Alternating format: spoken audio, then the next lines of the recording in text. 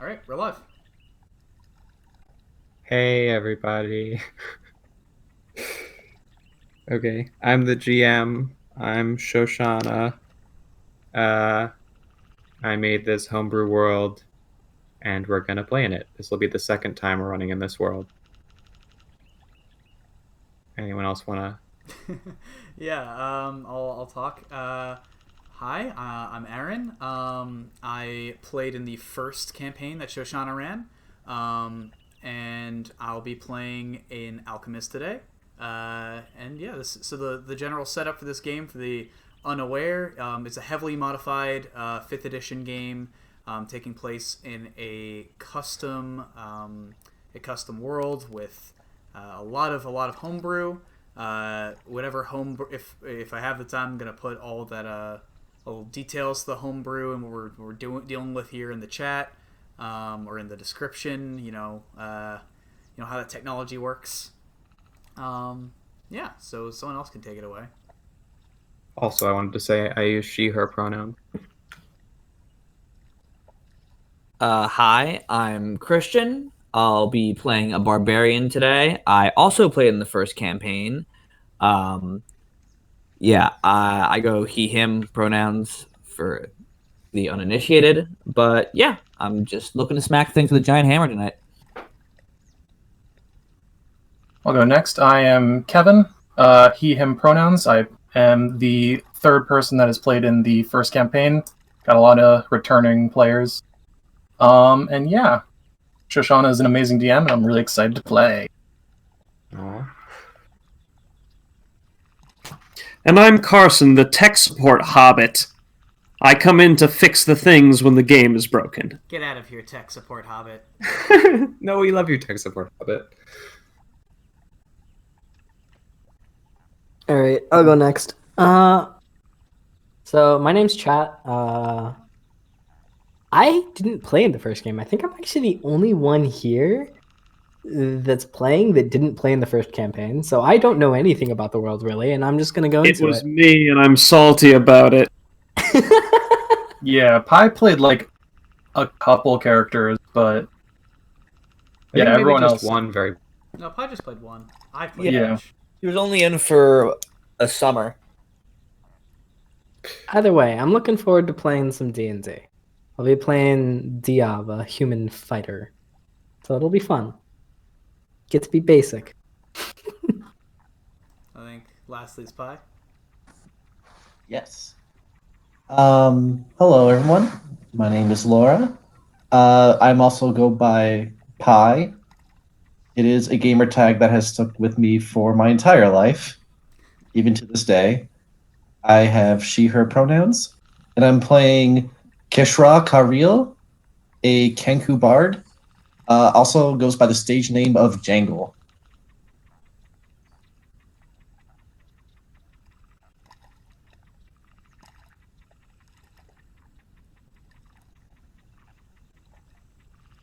Yeah, about 5 years. Yeah, no, it was like 2015 that it ended. Yeah.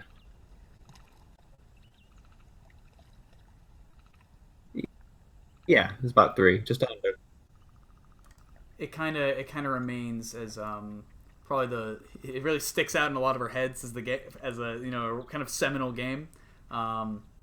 So we're just really excited to kind of get back into it. And so this is kind of the sequel to that game, although you're not going to really need any prior knowledge of the setting or anything to really get into it. So you'll be good on that end.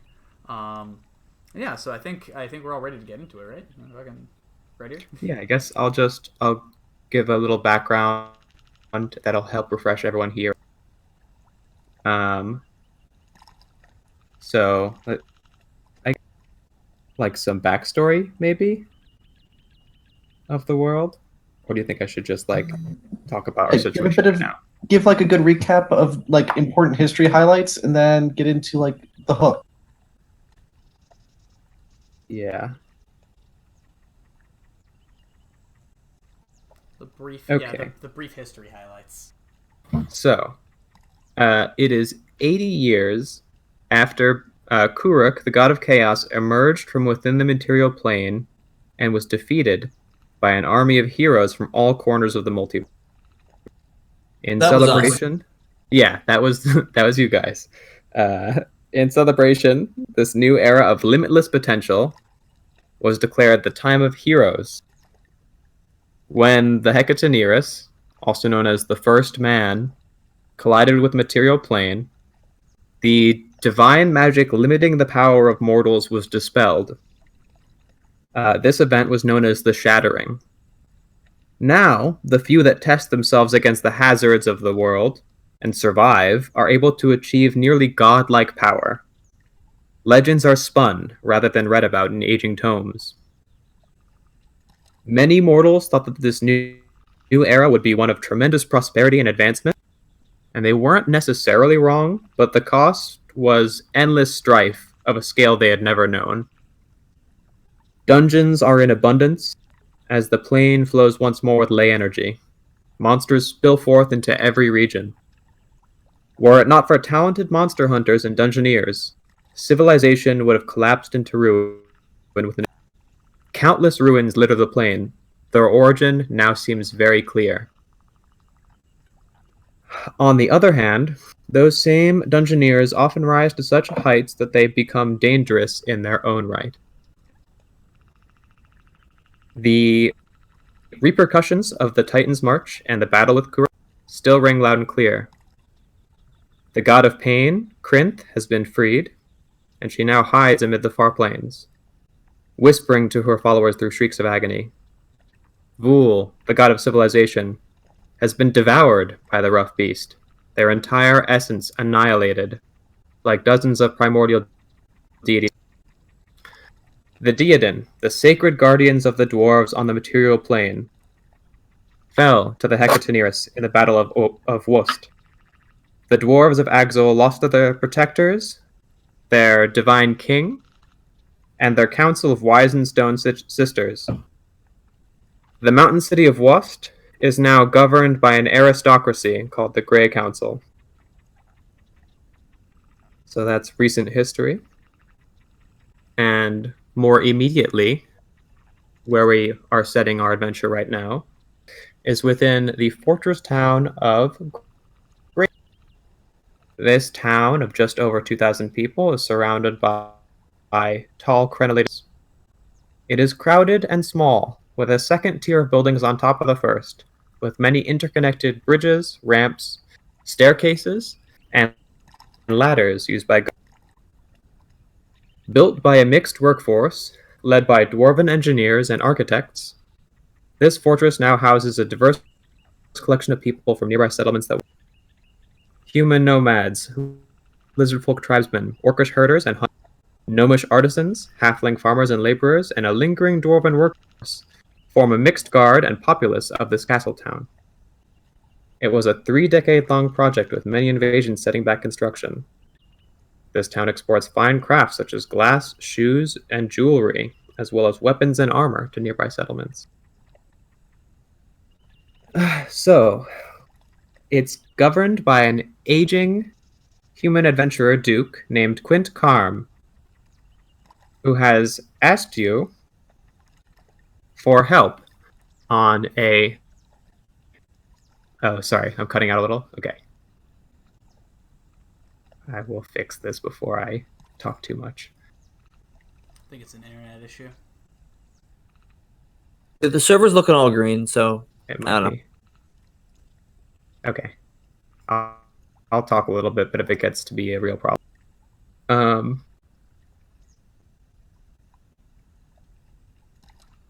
The governor, adventurer duke, named Quint Carm, is both the captain of the town guard and... thrown off. And his assistant, Ruiz Aza, who acts as the captain of the town guard and manages the settlement when Quint leaves for expeditions. Quint frequently calls for the assistance of local and visiting adventurers, posting requests on the wall of his home.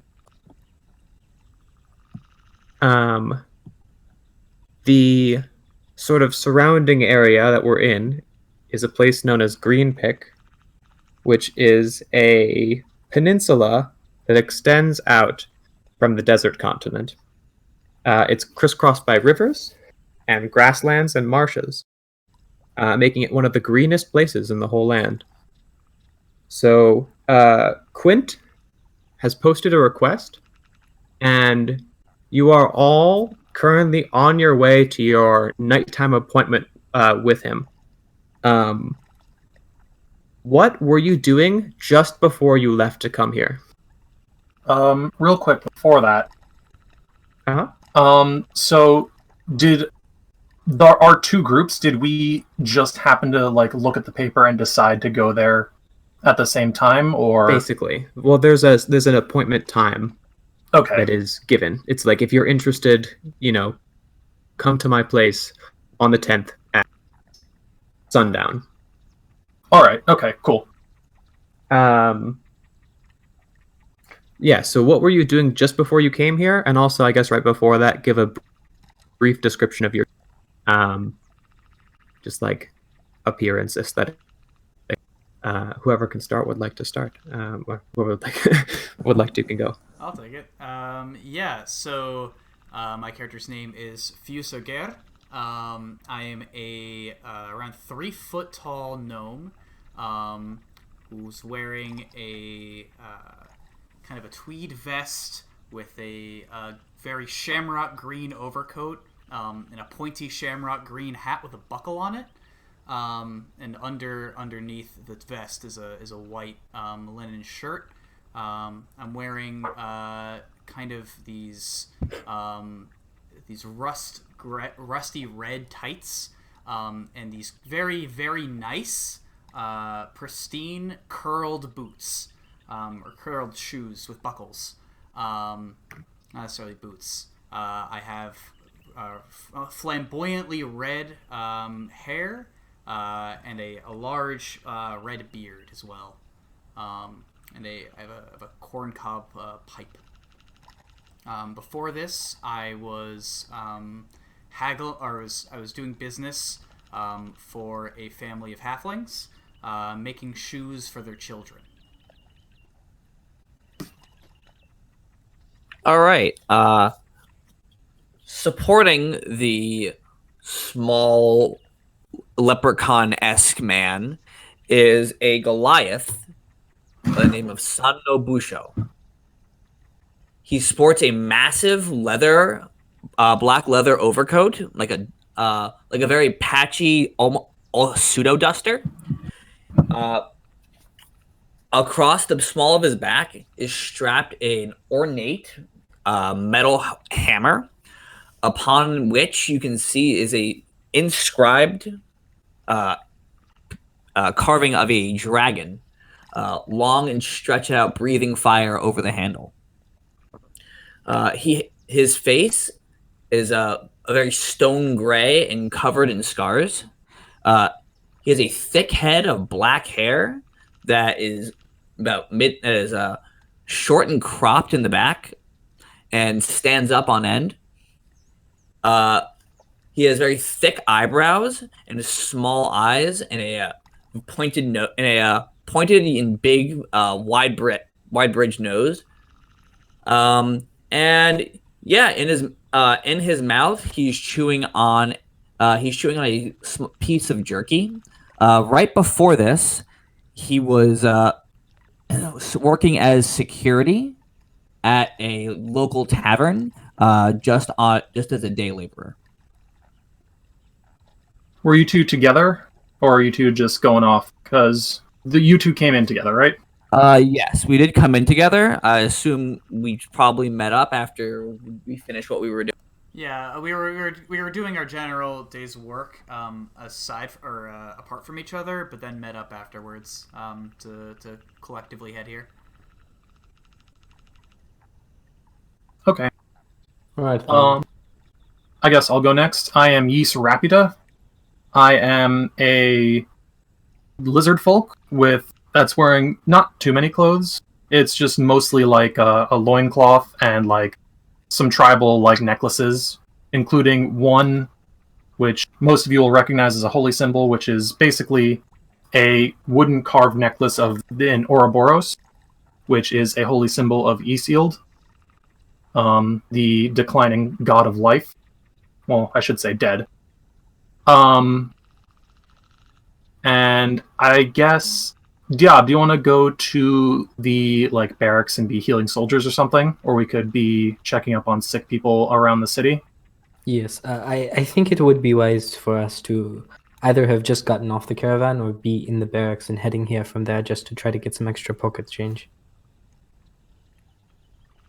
Yeah, so that's what we're up to. And I guess Jangle can go off and do their own thing.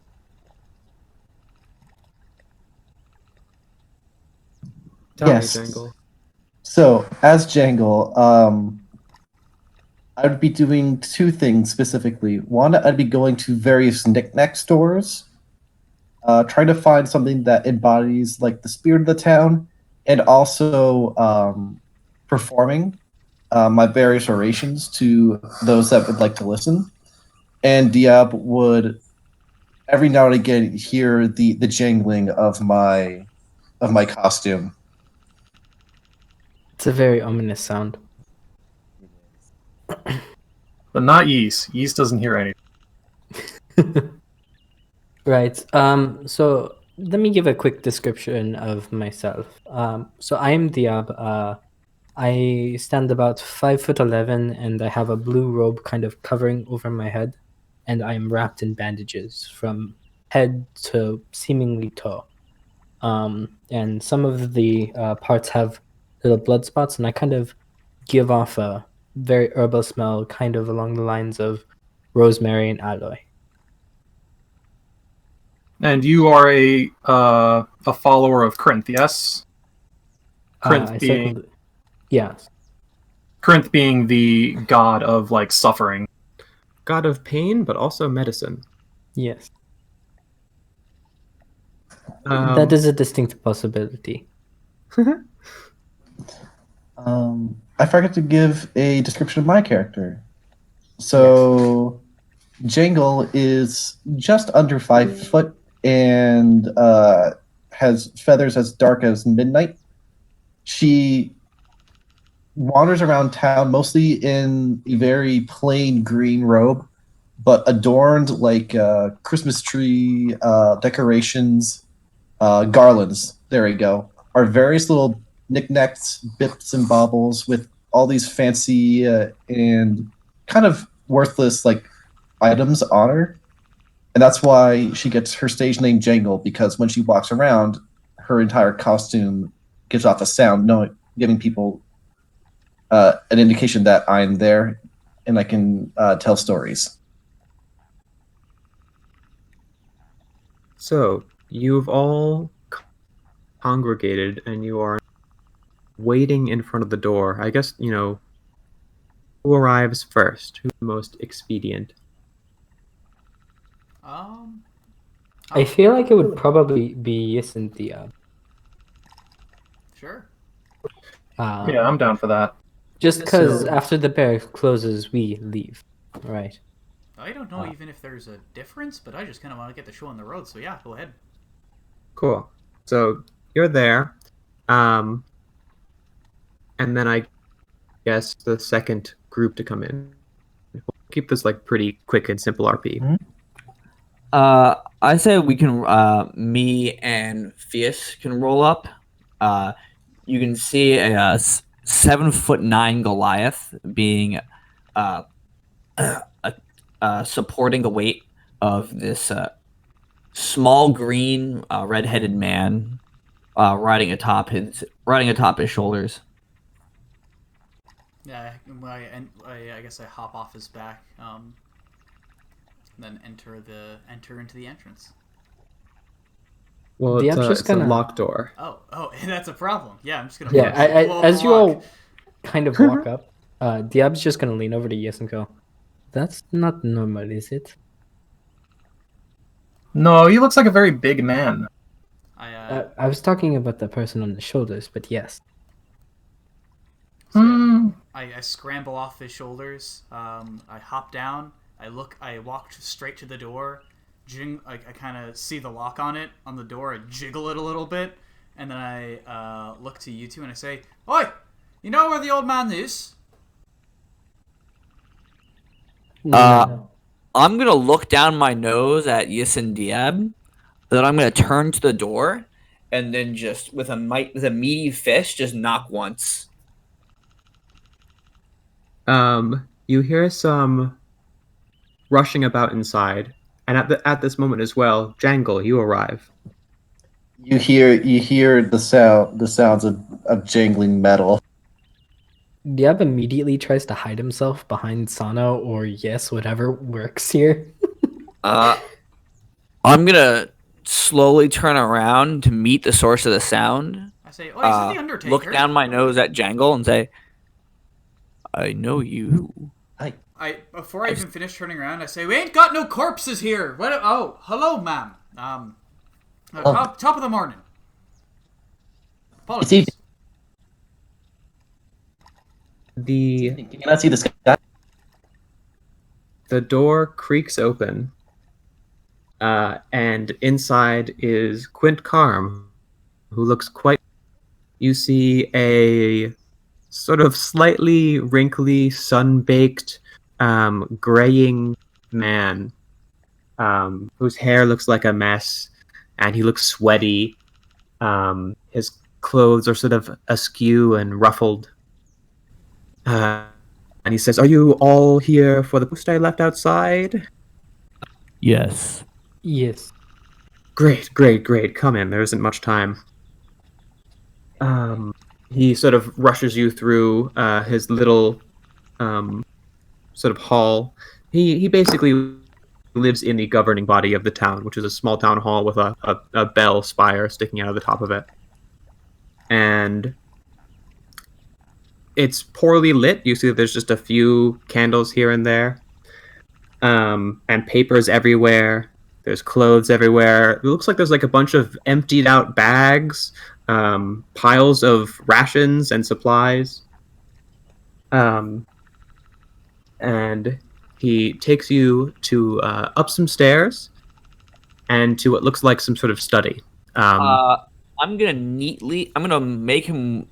hold him up, and I'm gonna neatly stow my boots by the door. He says thank you without stopping to like let you take off your boots. He's continuing to guide the party. I'm just gonna take my time. I'm just gonna take the time I need to peel off my boots, make sure they're put away neatly so they don't get in the way of anything. He says, hurry up the stairs. Put your shoes wherever, put your jackets wherever, get comfortable, while like sort of panting. And yeah, races up the stairs and goes into a study with a single candle, lighting it up on a. I'm gonna say, excuse me, do you need help? Me? You look hurried and tired. Yes, I do need help. I need help from all of you. Do you need me to carry you up the stairs? No. Are you sure? That's you look okay. Fatigued. I am fatigued. It would be no trouble. I think it's a little infantilizing, though. I think I'll be okay. No, it's not infantilizing. I don't think it says anything about you or yourself as a person. Yeah, if you would just get on my back. Nothing at all. I insist, and I gently scoop him up and and lay him across my shoulders. Says thank you. Actually, I've had quite a long day. I haven't been carried since I was just a boy. That's all very good. Now take me to our place of business. He points up the stairs as you heft him. Very good. And I robust my way through the hallway into the study. I follow closely behind Sano. Dad? There's a single lit candle. Sorry, you. I'll say you say something. I just follow. Okay. There's a single lit candle on this desk in this otherwise extreme. The sun has now set as he was a little late to let you in. And you see there's scattered papers everywhere. And it just in general looks like a total mess. He pulls some chairs out from just like a heap of junk. And places them in front of the desk, and then sits down with a loud, slow creak on the other side. He lights a little bit of incense and puts it on the table and says, "All right, everybody. The reason I have called you here is because a dear friend of mine is in trouble. And not only a dear friend of, but a dear friend of mine who, I guess, knows important information that could get him in real trouble if we don't get him back. My friend is a sorcerer named Namir, and there are some rogues out in the desert who seem to have kidnapped him from reports I got from his merchant band that was attacked. They are trying to ransom him off, but if the right parties are aware of what he knows, he could be in deeper trouble. The fort is about 80 kilometers to the north. There is a loose road that goes about halfway there, but then it's a little too hard to maintain beyond that point, and it's sort of up to you, know your way around, use the sun and the stars. It should be about 3 days travel, and if you do go to this fort and rescue my friend, and he's unharmed, I'll give you 30 pieces, Farok. If he is harmed, 25. What if he's harmed by the time we get there? That doesn't seem quite within the realm of fairness. I will trust his word as to whether he was injured when you got there. He's a very trustworthy friend. We've been together for decades now. So I'm sure that if he's already beat up when there, or either way, if he's not, he won't lie. I guess what I mean is, if he's not injured over the course of the journey, more than if he's perfectly fine. I'm sure that the bandits roughed him up a little, but if he tells me that you took very good care of him, I'll pay you extra, is what I'm saying.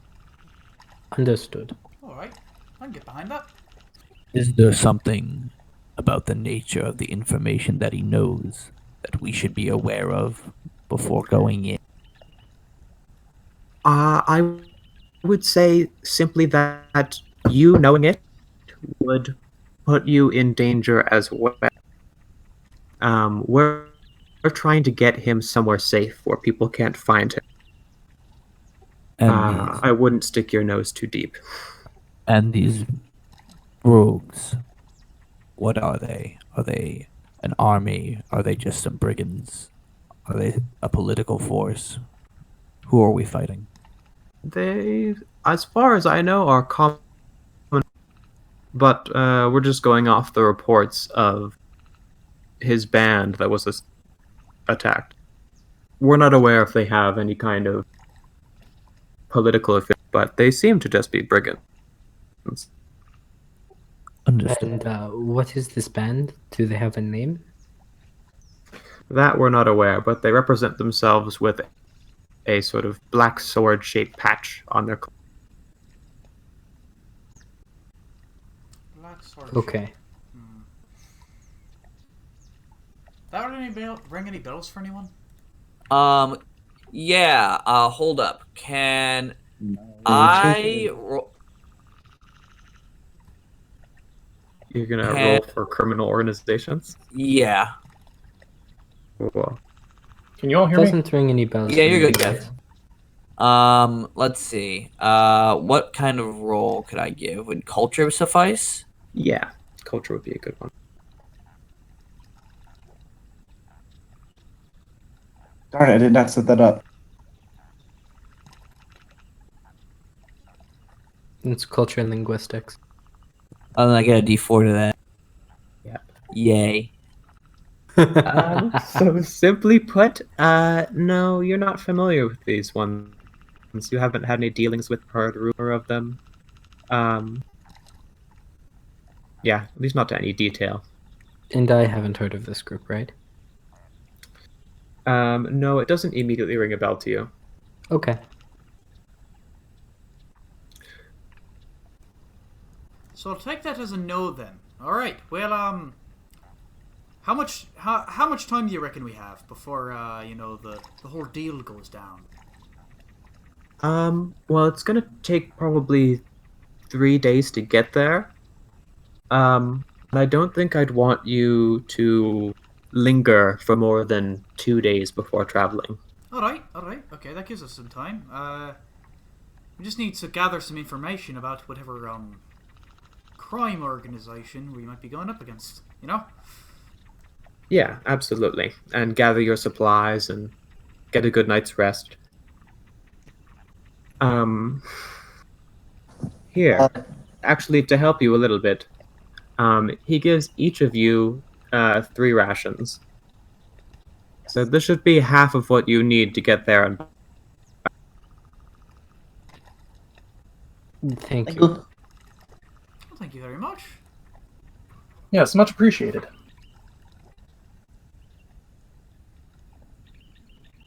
and he then slices up an apricot that he pulls out of a bag, and he gives you each a slice. This is a rare treat, by the way. Fruit is basically candy at this point in history. I'm gonna look at it, sniff it. I'm gonna lick it, and then I'm gonna put it in my mouth and just start sucking on it like a jawbreaker. I cover it in Thank you some very cloth much. and store it. Thank you very much. This is so. I just take and kind of move some bandages out of the way to just eat it now. This must be some kind of mission or some kind of danger he's in, giving us all these fixins. Yes, definitely. As I said, he's a dear friend to me from childhood, and to think of any kind of trouble. He was supposed to be here a week ago, and I began searching. No, it really puts me in a panic. It's been throwing me off all a week. Can you remind me of his name once more? His name is Namir. He's a sorcerer. He's also a human. And he has black hair and stark blue eyes. They're piercing. You'd recognize them in an instant. Understood. And you said this was 30 gold pieces? Is that each of us, or just for the mission That's, being done? all of you as you see fit to divide. Okay, So, understood. 30 fair for all of us. Okay. And yes, you may culture if you like, Jangle. I'm going to respond with voice over text because it's much easier. Yes. Great. So you know that these are a small band of brigands known as the Black. Can you repeat that? Because you cut out. Oh, sorry. It's a small band of brigands known as the Black Blades. They are loosely organized without clear leadership. And they're a fairly recent group. They don't really have... They're not like a large organization. They're more just one band of hooligans. Thank you. Also, you're a little quiet. Right, if you can, Sorry. if you can shift back to whatever audio configuration you had at the start of this broadcast. No, I'm here. Okay. Yeah. So do you share that with the class, or you just keep that one to yourself?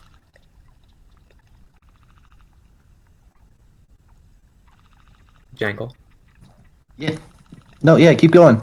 I was saying, do you share that with us, or do you just? Yeah, I will. So, oh wait, I actually heard these guys before. They're a rowdy bunch of hooligans. No boss or anything. They're recent folk, and they don't have any sort of alliance. Alliance, you say? Oh. How many Do you men do you have- think they have? I don't Yes, necess- that's what I was going to ask as well. They're a bunch of hooligans. I think no more than Sorry, no more than what? You cut out. 20. 20. 20. Okay. That's a lot of men. Can you corroborate that figure? 20. You're asking Quint? Yeah. Yes, well, the merchants did say that it was a smaller group than they were, and there were maybe about 25 in their band. They also did mention that they had dogs. Dogs. Oh, that's all well and fine. I'll be. Any magic users? I didn't hear any reports of it. Very well. I have no further questions. I kind of look to Yes and see if he's got anything. Do you know if they often reside in the place they're holding him? Like, is that their base? Do you know if it would be trapped or anything? I'm assuming that they are operating out of the base that we're aware of. They might have other hideouts, but I know it has a jail, so that would make sense to me. Traps? I don't think they're clever enough to make anything too fancy, but I would bet they have some dogs on patrol.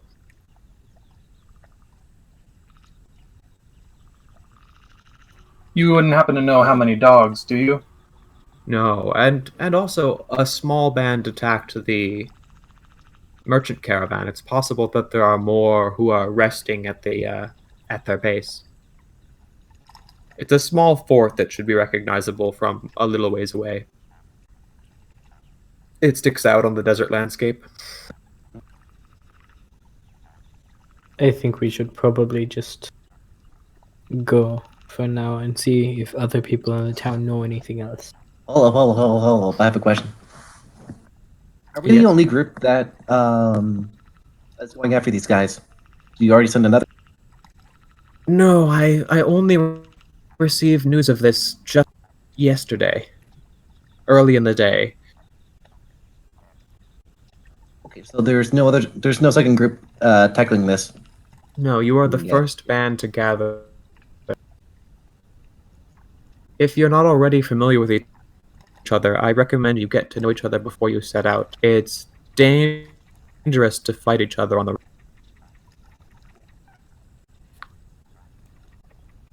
Aye. Well, A fine idea. Shall we go to the bar for drinks then?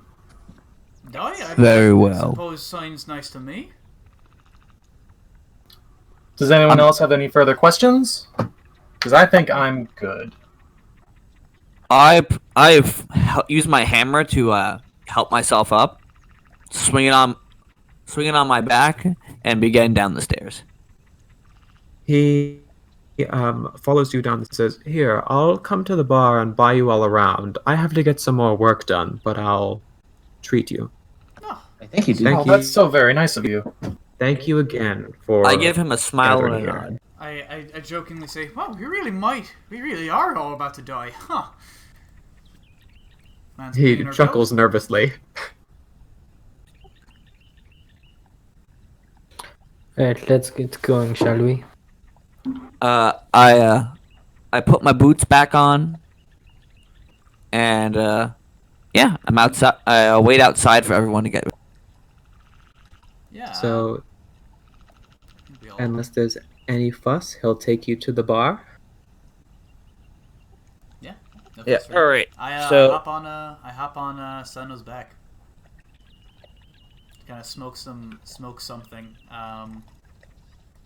passively in my pipe as he rides me there. I ride him there.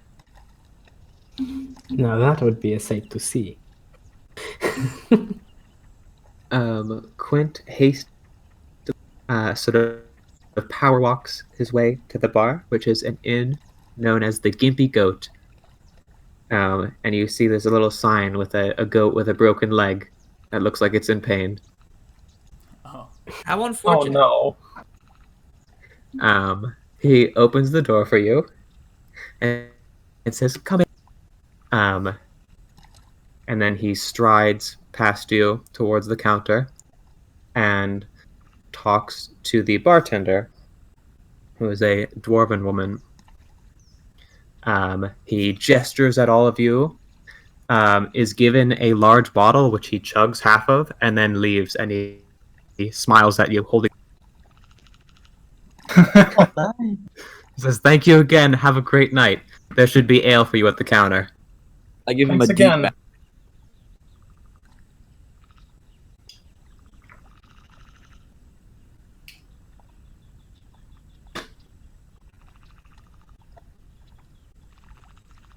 Yes, there certainly are. Did he? They're very rickety Half a bottle? and often just sort of like a clay block or a piece of stone.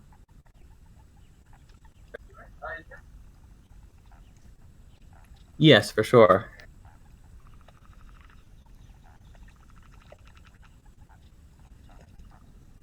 Oh, well, everything's sort of dwarf size, so it's at least like close enough.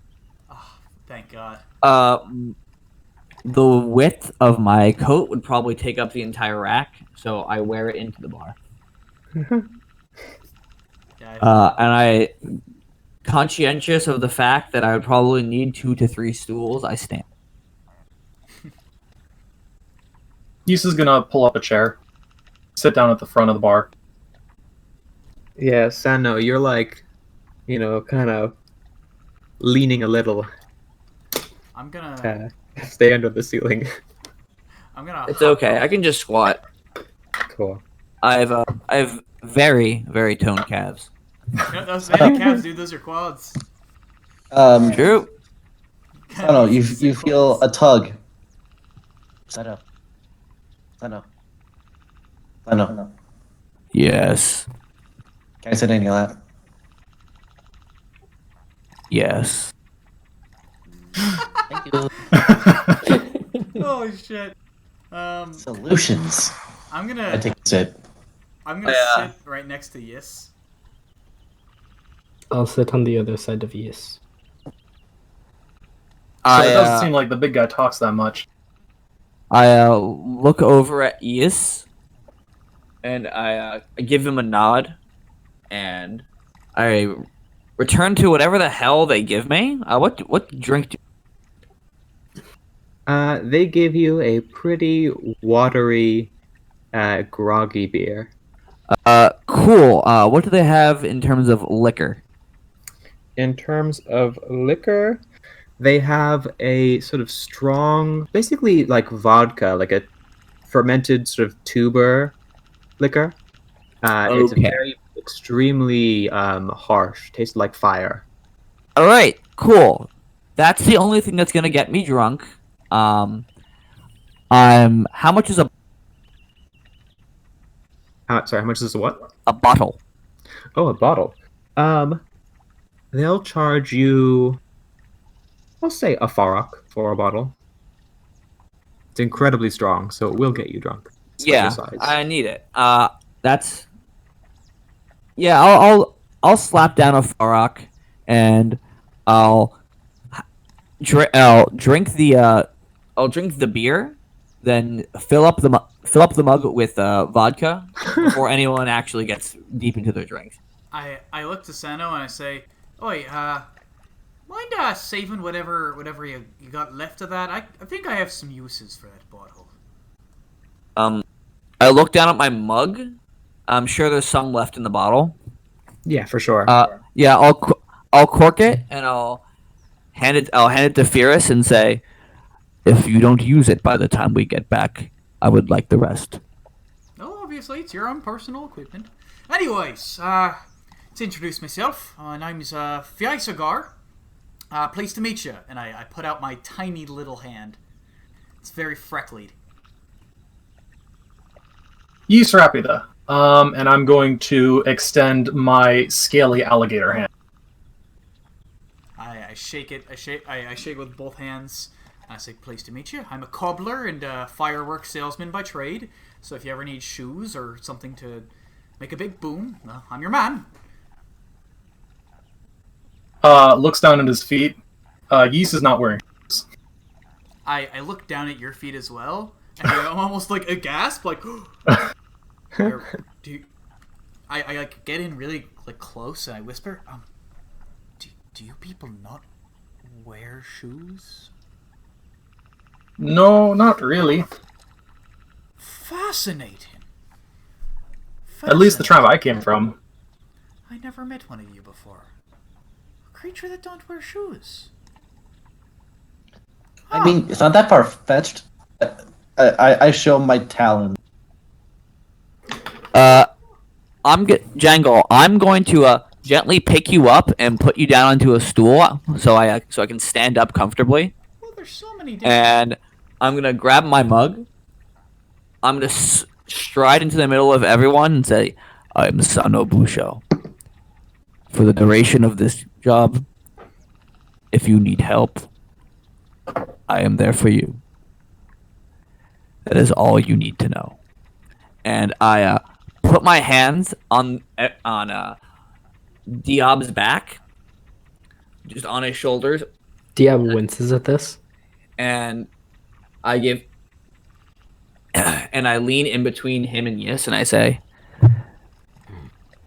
"Those bandits, I will break them." And I crane my head back, and I return to the original position, putting Jangle on my lap. Yes. You alright there, Diab? Do you need a change of bandages? It's fine. I'll deal with it later. I am Well- Diab. Have I injured you unduly? No. It's old. I apologize for the discomfort. It should be fine. It's nice to meet you all. I said my name already. I'm Diab. I use this. I kind of point at the stick that's on my back. That's very long and it has a cloth wrapping at the bottom. It seems to have some blade on it of some sort. And if things are a bit tight, I'll use, and I kind of point to the shield also slung around my back, this and one of these, and I kind of heft basically a hatchet. Oh, a couple of fighting types. All right. I'm not so much for that, but I can hold me on to the scrap. This is gonna be exciting. We're gonna be in a little bit of a brawl, a little bit of a what's it, a little bit of a kerfuffle. I'm practically. Yeah, I have to moves. say, You speak words. I understand half of them. I'll take the half. I'll take the half. He is very excited for the upcoming battle. We will relish the bloodshed. Well, it's Truly not, a good time to be had by. well, it's not so much the bloodshed, so much as I've got a couple things I've been cooking up. You see him kind of like fidget with his hands in his pockets, saying, "Yeah, I've got a couple things I've been cooking up, and I just really want to see him work. You know, I just need to see him work. You know." If any of you get hurt, ask Yes or me. yeah, I am a very recent cleric. Just found out I had powers like maybe a few months ago. Follower of EC. Now, how does that work? Are you born a cleric and you find it out on like your 30th birthday or something, or Well, from what I know, with most clerics, it's a learned thing. But like in my tribe, it's a bit more rare, just because, well, I mean, our god is kind of dead. So I don't really know how my stuff works, but I think for most people, it's just something you learn. It's like a wizard. Think. yeah. Cool. really interesting. I'm not so much into the whole god thing myself. At least the worship in part. But, good on ya. Good on ya. This is not very good beer, is it? Yeah, it's a little watery. You notice that Diab literally has not manners. touched his drink. Would you like? guys, manners? What? I can't hear you. The bartender Manners. says, "It's okay." She's just like polishing a glass, and she just kind of shrugs. Would anyone like some of this liquor? It seems that you are unsatisfied with your drink. I think if I put any amount of that in my body, I'm going to explode. She take, like, nods half and of gives that. you like a little, like That's You a got very it, volatile boy. reaction. I think I'll pass on the liquor. Very well. I'll take a little bit She- since you're offering. She pats Busho on the shoulder and says, "It's good to have someone who can stay standing after sipping it." It is okay. Because I am so big, my body can handle large quantities of liquor. It is an advantageous thing, you know. She pats you again, says, "Yep, yeah, you sure can," and looks down at your mug. I give her a big smile. I pour a little from my mug into Yis's and says, "It is very strong. Please pace yourself." I'll take a good sip. It burns. Ooh, that's the good stuff. You all want to see a party trick? And I fill up my mug of ale with ale, and I down it in like in fucking record pace, like an insanely fast amount of time, using my alchemist ability to rapidly chug shit like that. I put it vertically and it all just glop. Fucking cool, right? I give some loud snaps. Most impressive. Truly, you are a man of many talents. I have witnessed them myself, so I can count them on my hands. That can't be good for you. If you Still end up with a begins- hangover, come talk to me. Don't worry. I got the best hangover cures in the biz. You want one? I Jangle, can sell it to you. I think Jangle mine begins might be- sipping the beer like you would a bird feeder. Like the freaking bird with the water glass thing. Oh my god. I say, you see, all you really need for a hangover cure, and don't tell anyone I told you this, you need 1 rotten egg, 3 tree leaves, a bottle of, less, about 75% salt to water ratio, with a hard rock salt, mix it around all together, and, by the way, when I say rotten egg, I mean like 2 weeks rotten. Don't skimp on the rotten. And then 1 swig, hangover's gone. Side effect, you'll be puking for days, but you won't have a hangover. I think I'll just take the No. hangover. I think I'll instead give you ginger or prickly pear. Both of those would suffice much better and not have that awful side effect. Well, I'm workshopping the recipe, the formula. It could use a little bit of work, but I think the whole hangover cure thing is making progress. I'm at least able to eliminate the hangover. Ask me for some ginger tomorrow. Well, maybe I'll see if I try after the egg. It'll help with the egg too. Nothing helps with the egg. Nothing. You see my expression go very grim. Oh, you're a funny one, you know. What's funny about that? Huh? I'm just joshing you, and I slap your knee. It's like my height, my head level height. I'm just like off my school right now. So, what is everyone's skills? You said something about fireworks? Yeah, I make explosives. I can also handle a crossbow, but yeah, explosives all the way. That's me trade. Also shoes. If you, I can help you with the shoes along the way, but really in a scuff, it's all explosives for me. And Sano, you're a big guy with a big hammer. I will break them. I already told you. I do not like to repeat myself. Oh man. Sorry. Well, I'll keep that in mind. It is okay. You did not know. Thus there is no harm. The man's a lean piece of fucking muscle, you see him? Even if he didn't tell you his skills, you'd be able to figure it out. Even if he was a goddamn professor, all that mattered is that he can fucking bash someone's skull in with a baseball bat. What's a baseball bat? I said a baseboard bat. You know what I mean? When you uproot a baseboard and hit someone with it? Understood. Have you ever seen someone's brains go through their ear after you crush their La skull? la la la la la la la. Hey, maybe No. don't leave Neither with have that. I. It No, was a that's joke. awkward. Yes. Is this humor? I whisper to Jangle. Is this humor? Close. I can teach you later. Oh. No, please don't. Please don't learn that. Yes.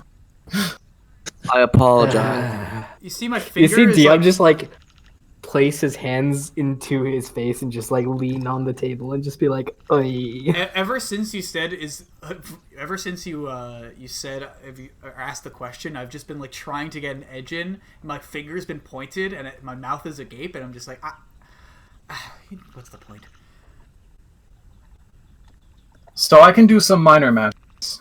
Diab is also a man with a stick, but he is pretty well trained in medicine. And Jangle, you can also do magic. Is that right? Hello. Yes. I mean, I figure all of you should know that I should be capable of medicine by my vestment, Yes. vestiges, whatever. That. And I sing songs. I inspire everyone. And magic. And I know a whole bunch. Ah, That sounds useful. Yeah. yes, always having a magic person's well and good around. Just so you know, Django, I don't have any good stories. It's all yes. That's where you're wrong. Everyone has a story. Also, I know how to drive a cart. Well, that'll be good once we get a cart. I can Are we also getting skin a a card for hog. this? Because I don't think we can afford one. Well, we can. I do can the- also skin a hog in 20 minutes. Now, before Oh, I we can- go on Aye. comparing hog skinning times, I will say that if we do need to pull a cart, I slap the back of the calf of or maybe even the fucking ankle of Sano. Man's a beast of burden. This is true. I ride this You may- baby for days. And on the You way may you're have fi- thinking, I mean it literally. And I hop on his shoulders. His weight is quite negligible.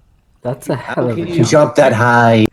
If you need to affix a cart to me for the purposes of work, then I have no issue with this. We will not treat you like an ox. Though you were Yes. built like one.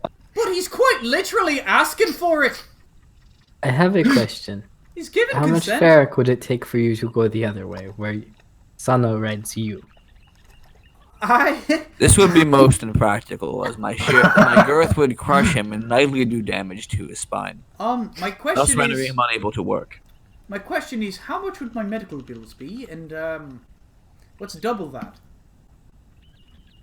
Well, since I'm good at medicine, free, so nothing. All right. Well, the good old 2 times 0 clause. As in, I'm not doing it. I would also not like to sit on Theus. You know how to math. Yes. Yes. I forget that it's not a common thing. Yes, I can do math. Whoa. I'm what you would call a potion brewer, an alchemist by trade. I needed originally to kind of keep the books for my family's cobbling business, but dabbled in some of the more Does that applied mean usages. you can read as well as write? Do numbers? Aye, I can read and write as well. I can read and write in Gnomish and in Common. I can speak Sylvan, but that's only good for talking to Woodland Sprite now, isn't it? I too can read and write. Wait, fuck, really? How have you not known this? I read and write Dwarven. I can speak Giant as well. I don't really pay attention to a lot of what you do. It's a little bit above me, if you know what I mean. It goes a little bit over my head. Will surprise you. That is very surprising. I wouldn't take you for the type. My family prides itself on being literate. It is a tradition I carry with me always. Good on you. Yeah, fuck. Right. Well, that makes 2 or 3. Yes, Or is it everyone but me? I can read. as can I. Shit. Well, it seems we got kind of fortunate with who we assembled here. Not every day that you get an entire group of reading folk. I forget about the math sometimes, but God, no one can fucking read. Yeah, I'm not the best with numbers, but I mean, I can read Draconic, which isn't exactly the most useful in these parts. Yeah. Very that's simple, very simple calculations are not above me, but beyond that, I do not understand. Yeah, I can I'm do some base calculations for dosage purposes. Man, I'm gonna teach you guys some crazy shit. There's this crazy fucking gnome named Pythagoras down in Elven countries. So he's taught us some stuff. Can't wait to catch you all up. Anyways, let's not get into the math for now. I'll save that for later. So what- Also, does everyone have a place to sleep tonight? Yes. Yes, Yes, I live in town. I live with him. We're in the barracks. It's an interesting living arrangement, you know. One very tall person, one very small person. You kind of have to default to finding a place that's large enough for the tall person, but, adapt some ladders and step stools and places for the small one. It's really a whole mess. yeah. It certainly is useful. It is useful that we are both craftsmen. Aye.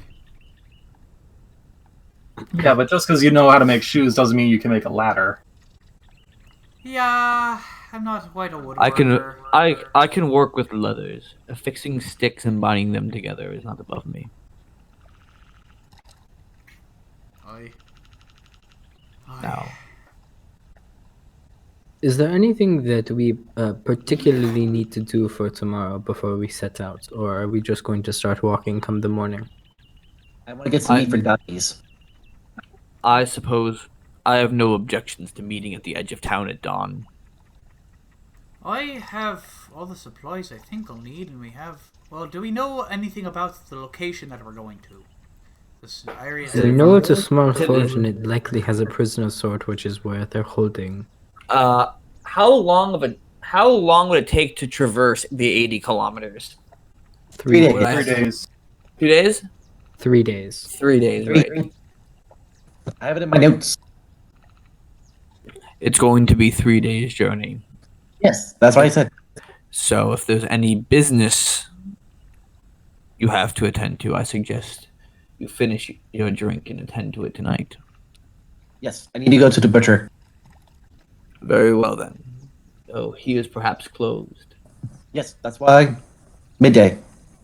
Midday. That or as soon as I finish my butcher business. I would like to be over with this as fast as possible. I Well, figured if they have dogs, we give them meat. Say Distraction. mid morning then.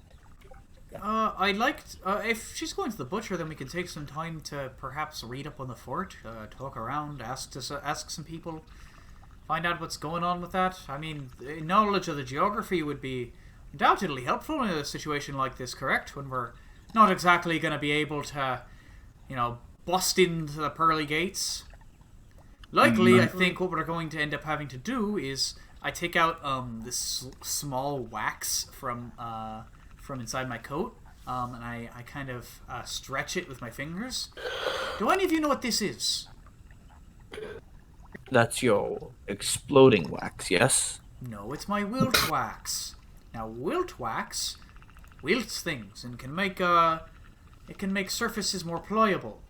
As in, it's going to make it quite easy for us to bust down a wall or surrounding area with your hammer. So, my idea is that if we can find any information about the layout or the geography that would make this perhaps more reasonable or more, perhaps a smarter of a plan. Well, may I offer my 2 jangly cents? Yes, hit me with your jangles. Yes.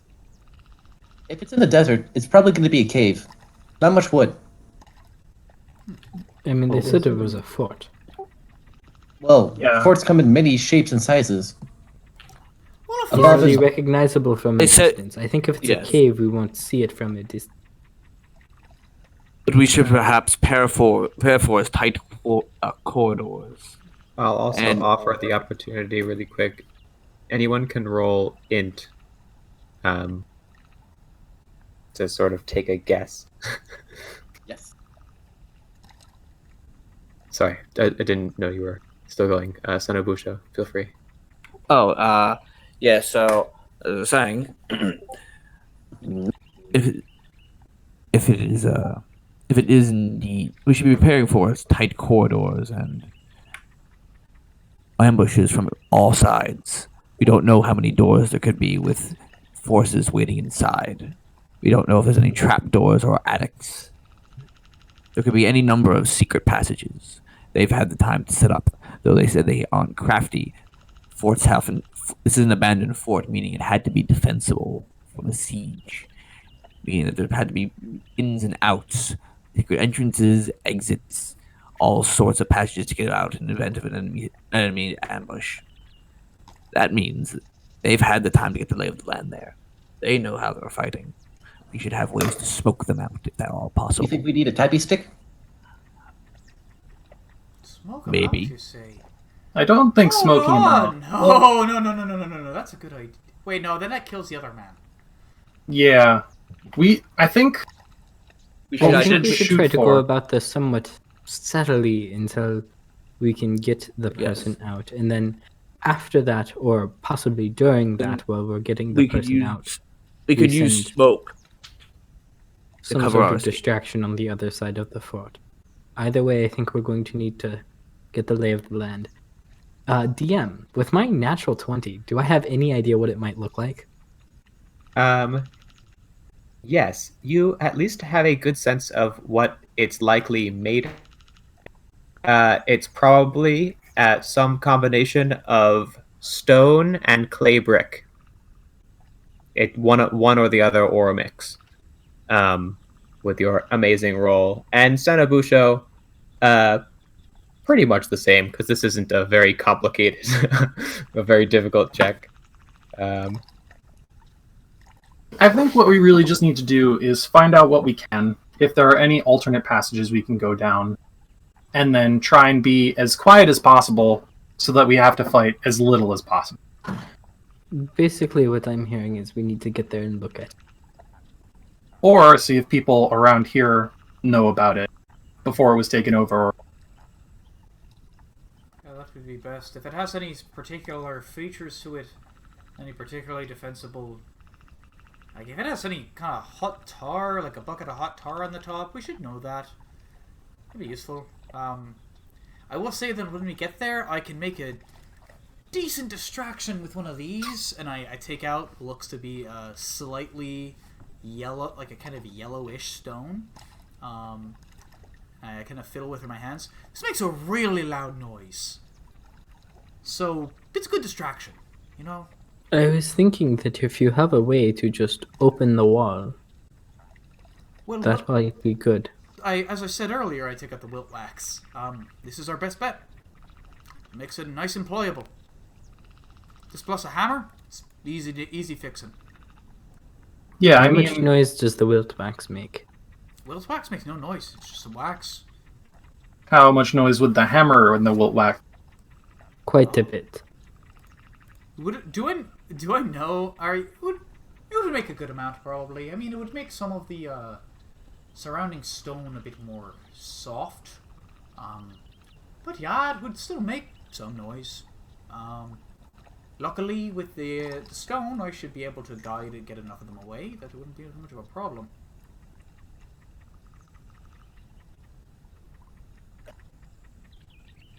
Right then. I think that it is time for me to go rest. Also, sorry, I just checked. Wilt wax only affects creatures. Oh, I thought it said surfaces as well. No, I think it's only creatures. Let's see. Yeah. Oh, it says no. You but can it throw says, at a surface, Oh, I was super confused. bathes enemies. Oh, Yeah. Oh, I was super Yeah. confused by that. Fuck. Yeah, In that sorry. case, can I switch Alchemist Fire to be Alchemist Acid? Because I picked Wilt Wax because I was like, oh, I could probably do... Ah. Yeah, you can do that. Okay, thanks. Go for it. Sorry. I was just like, is that how it works? Yeah, no, I saw Surface and I But was no, like, it's- oh, that means I can we can... Okay, cool. So I Nah, it wanted just at means you least- throw it at a thing. I wanted at least one utility thing, so I say, alright, well, I mean, the Wilt Wax actually... Now that I think of it... You never had it in the first place, right? No, I what do you mean, no? I'm not that senile, but... I mean, this isn't wood, and it's some kind of stone. It's not the best for this application, but I do have one of these. And from another pocket, I pull a tiny little vial, and I uncork its it's almost comically sized stopper, and I pour a drop of it onto the counter, and it sizzles as it creates a small hole. And they say, this'll do just nicely.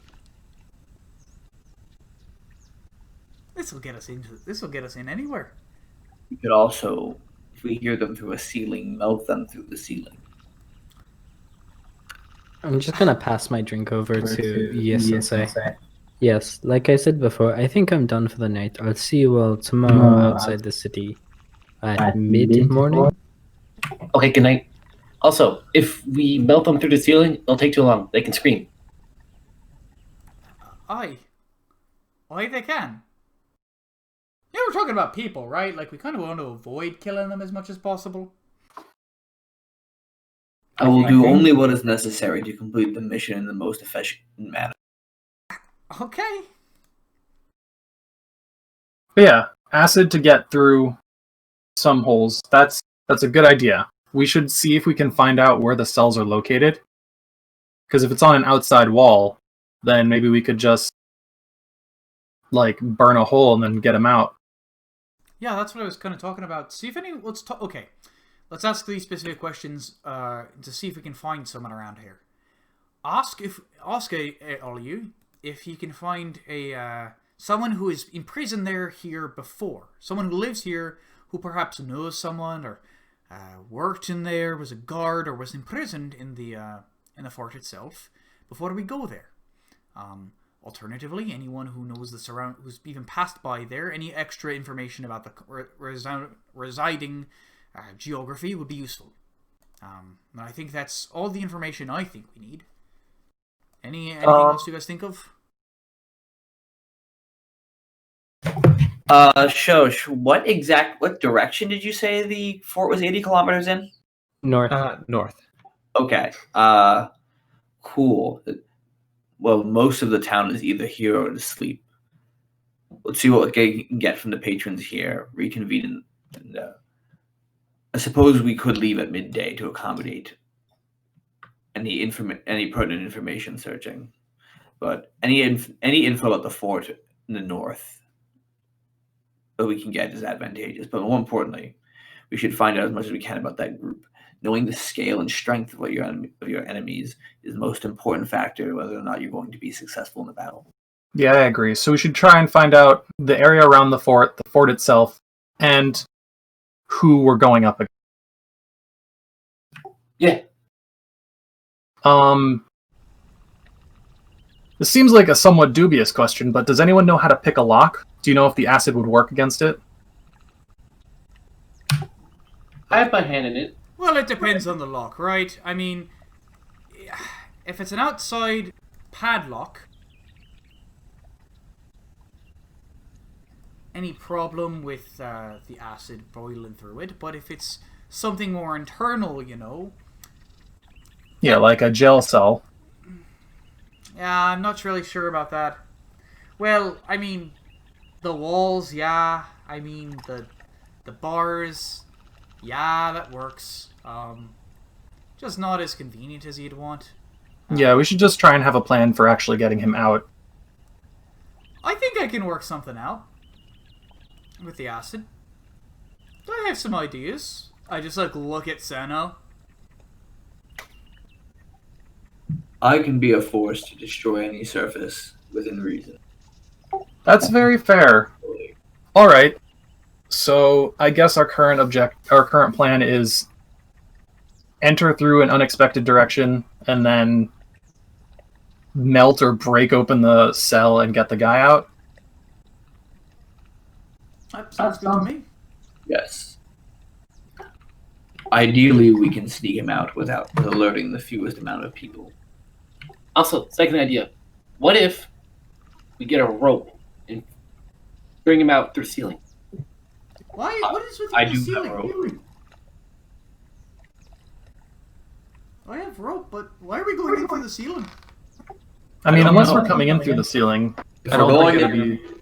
Well, do we want to go in through the ceiling? You know, it's not That bad. could be possible if we get a sturdy enough ladder or perhaps a grappling hook. Let's also make in the kind of assumption that they're going to be... This jail is directly overhanging a ceiling and is not a part of... It could be in the foundation. It could be pretty deep down. I mean... Actually, How many holes am I burning through this? this is a building built in the desert. It might not have a foundation. By the way, how much is this acid costing? No, not a dime. Well, that's certainly helpful. It's a family recipe, or not really family recipe, kind of my own recipe, but it's gonna become a family recipe when I have a family and all.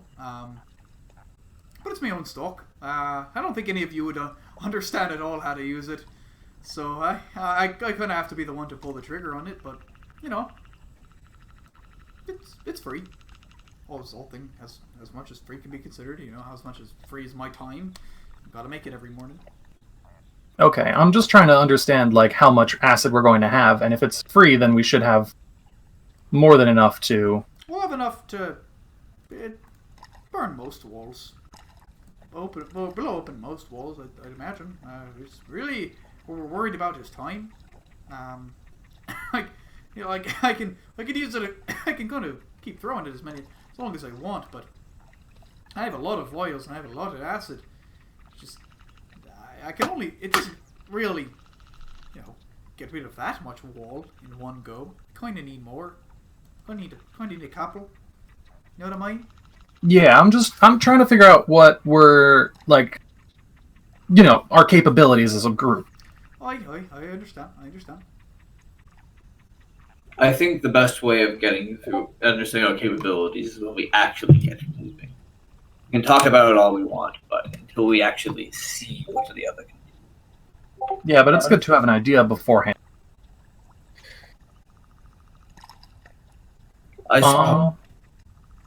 Go on. I suppose there is one more thing we need to account for. It's the dogs. The patrol dogs are what's going to get us alerted. We have to find out where they are. That should be first priority upon arrival. Once we get to the dogs, I can track them. That's why I want to get beef. Distract them.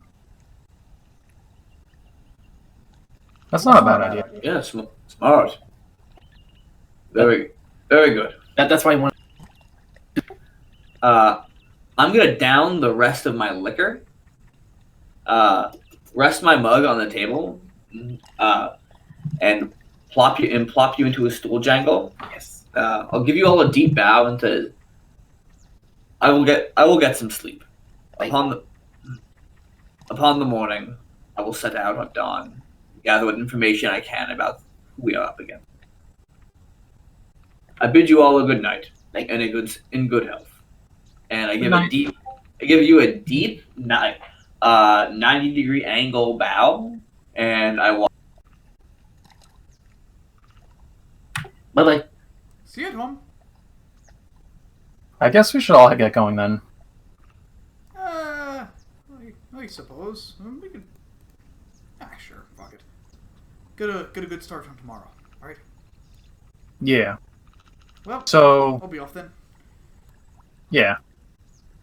Night. Night, and I hop on my boy's back, throw on my coat and hat. You're out. And then I guess me and Jangle head to the barracks. Yeah.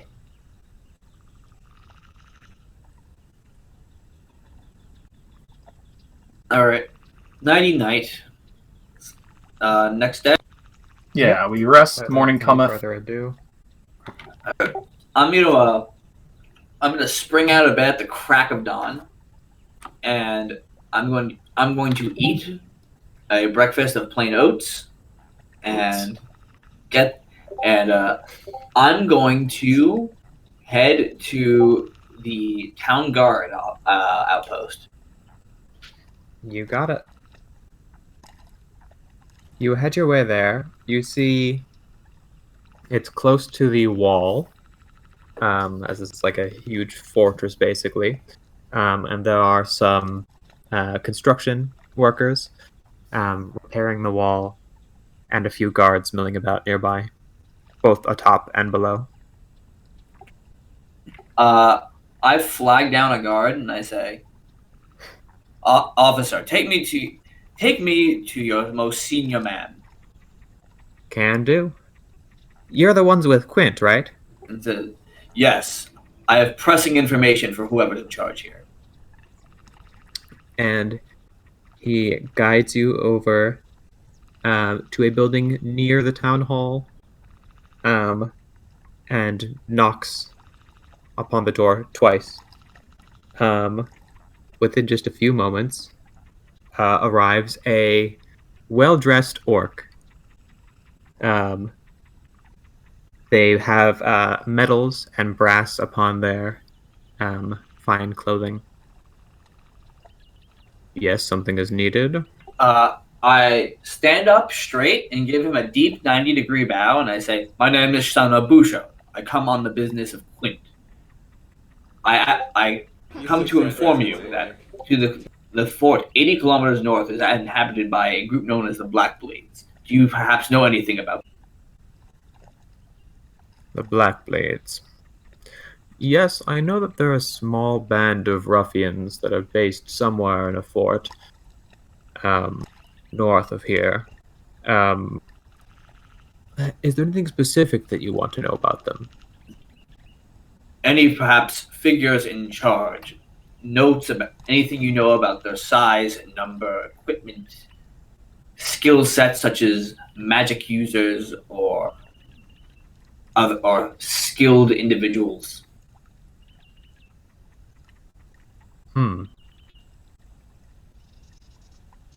I haven't heard of any magic users. I think they're men of low talent all around. If there is someone who stands out, it's not by much. Do you know perhaps anything about their capabilities in terms of weaponry? If they've have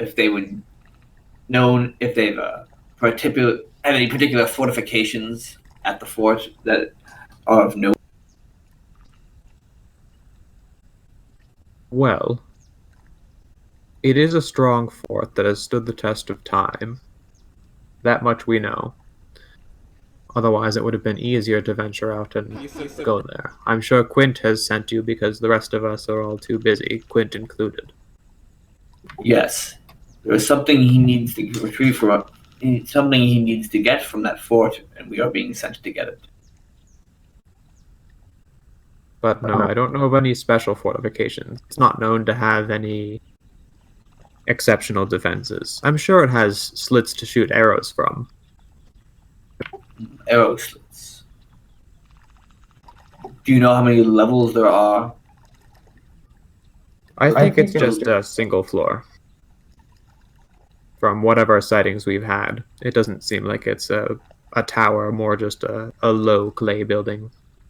And is it particularly well stocked in terms of equipment, rations? That's unknown, but I can't imagine. How long has it been abandoned? The fort? Yes. Well, the fort's been around for much longer than the bandits. Are we So- talking? Are we talking? Pre? Well, what's like the common parlance for the event of the events of 80 years ago? That would be parlance.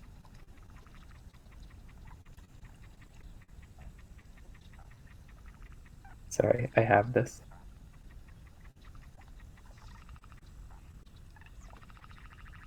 Well, what was that? One sec. Okay. I guess it would just be, you could call it the Battle of Kuruk, or you could say pre-Time of Heroes. Are we talking? Is it pre-Time of Heroes? Probably not, but at least decades before the band formed together. Someone else built it, and they must have left for whatever reason onto greener pastures. Or perhaps the bandits killed them. Very well. And I suppose while I am here, do you know of any particular bounties on miscreants or ne'er-do-wells? Besides these folks? Yes, you are the town guard. I suppose there is a wanted list around there somewhere. Yes, one sec. There is.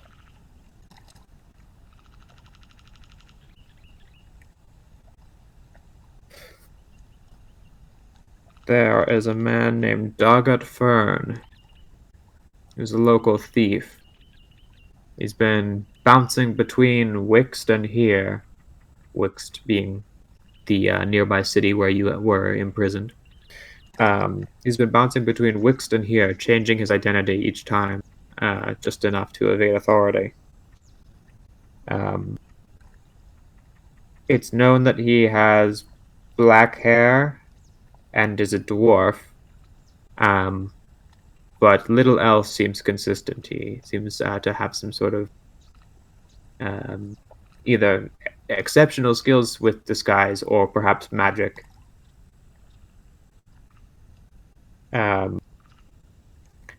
He's not known to be a part of any organization. He's probably just someone who's tasted a small amount of power and is running away with. He's known to go after jewelry, especially. Other than a dog. What is the bounty on his head? Oh, Doggett's quite hard to catch, so we would give you upfront 25 pieces if you caught him, Farrock. There is also Laura Clearwater. It was much easier to identify. She's an elf and another common thief. What was her name? Lara Clearwater. Not Laura, Lara.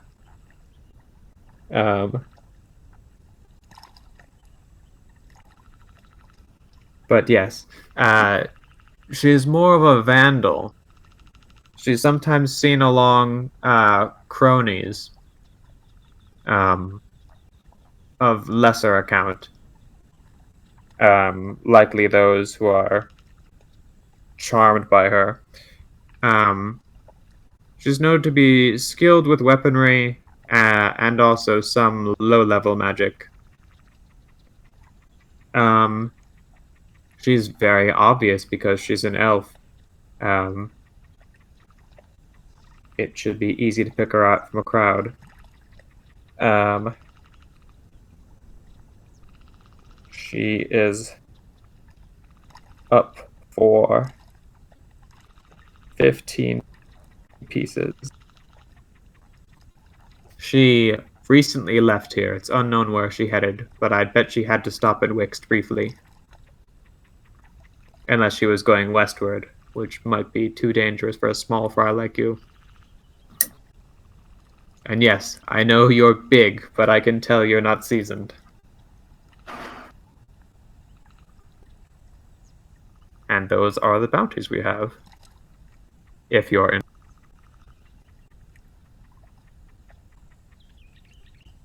Hope you write those down.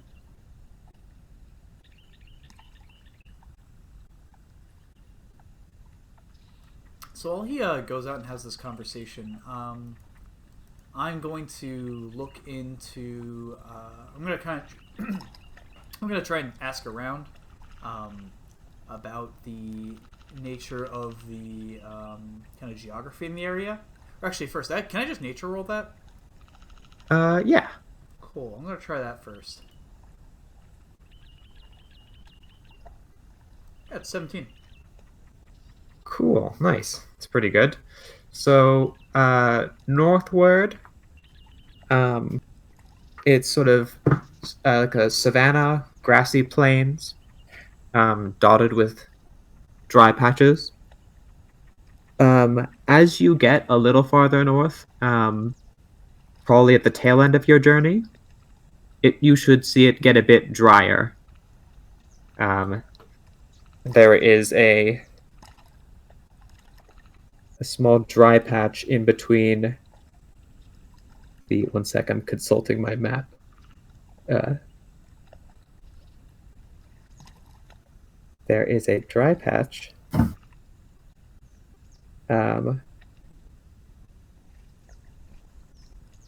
lied. Other way around. It should be dry and get greener as you. Okay. Okay. So. You'll be getting closer to a river.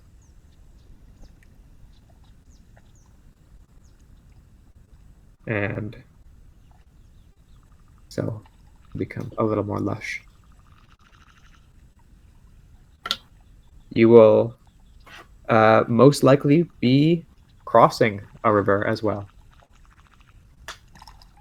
All right. That's the notes I took in my brain.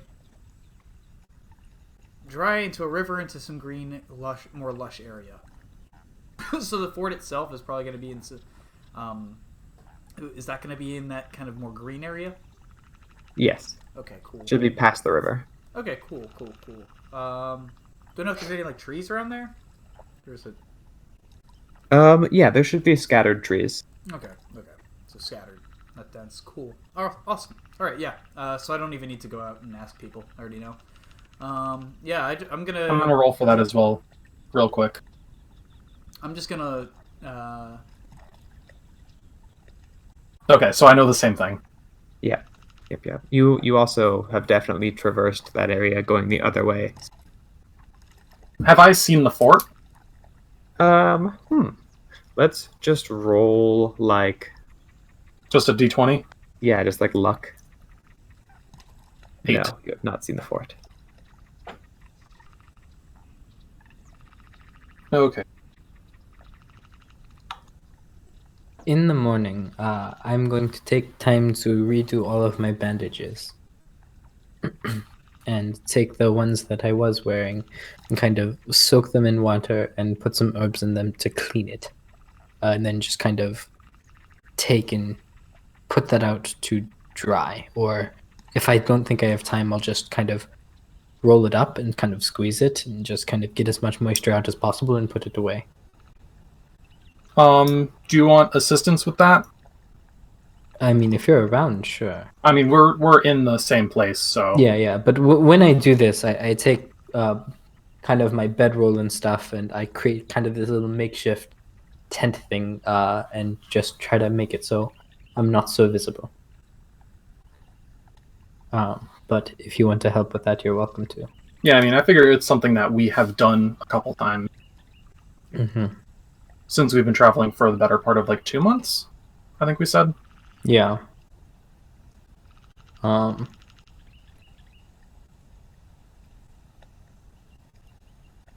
an So, aside, did we lose Pi? Pi, No, I'm still here. Pi, Oh, sure, playing okay. out of the same room right now. We'll be fine. Okay. Because Pi was here, and then Pi isn't here anymore. And I just noticed that. Right. But if Jangle tries to poke in, I immediately say no. If anything, if you do try to poke in, I'd probably just stop the process and wait till you leave to go get meat, and then start it back up again. The poking would commence for at least 2 minutes, and then Django would. yeah, I'd just be like, come on now, Jangle, you know, he wants his privacy. I know. It's just fun to poke. Anyway, butcher shop. Let's go. GM. Yeah. For just having herbs that I think would be useful, because I've just I spent some time looking up herbs in general. Would I be able to just kind of acquire them, or like what would I actually have on my person versus what I would have to acquire on the way, that kind of thing? Like herbs for like making potions? More just for their general uses, not so much for potion making. Like I would like to get a sedative to kind of put inside the meat that we then give to the dogs. Interesting. I think for anything really fancy, I'll make you have to get it. But I think for like little things like having ginger or whatever, you can have. Okay. So like to get the sedative, I'd have to roll for it along the way. Yes. Okay.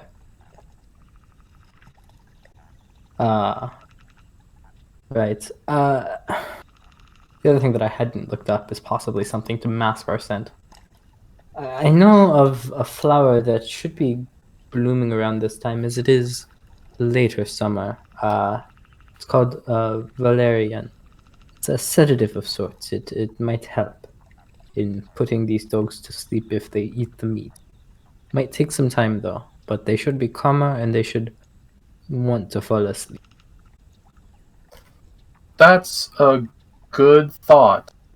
I'm pretty skilled. If you can tell me what it looks like, I can definitely look for it along. So, it should be kind of this sickly sweet scent, and it should be pink or white. You'll see a lot of insects around. But it definitely should be in this area. As you said, it gets greener, right? Yeah, it's where we went. We came from the north, so There should be valerian there, for sure. We just need to find some. yeah, I'll keep an eye out when we're on our travel. Certainly, I think it would be good. The other thing is maybe I might have a bit of a hard time with this, as I need to have the herbs that I have applied to my skin, but maybe a different set of herbs for everyone else might help mask their scent. I don't know. I honestly, I'm not sure where I would go with that, but I have a lot of rosemary and lavender on myself. Just might be a little different. Who knows if that'll help or not, though. I mean, I feel like we'd still emit some kind of scent. It's just whether it would be Yes, more but natural. whether or not the dogs would recognize that as a necessarily threatening scent, just it would be a scent. I see what. I don't know. These are just thoughts.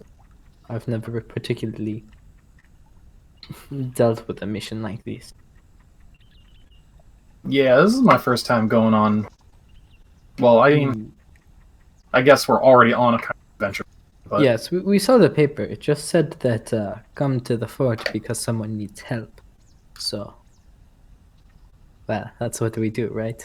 yeah, I thought we thought someone was sick or something. But I mean, Not quite what we had planned, but pay's a bit better. certainly. Alright, I think we should say our thanks to the guards here and then probably go meet them outside the town. Yeah, I'm gonna stop by the temple and then look for information on the way. It's fair. I think I'll probably just head to the side of town and maybe set up a little shop until everyone arrives. All right. And I guess split off. Yes. I'm gonna go to the outside of town and I'm just gonna kind of plant my flag and just kind of sit under it and see if anyone comes to me while I'm waiting for everyone else.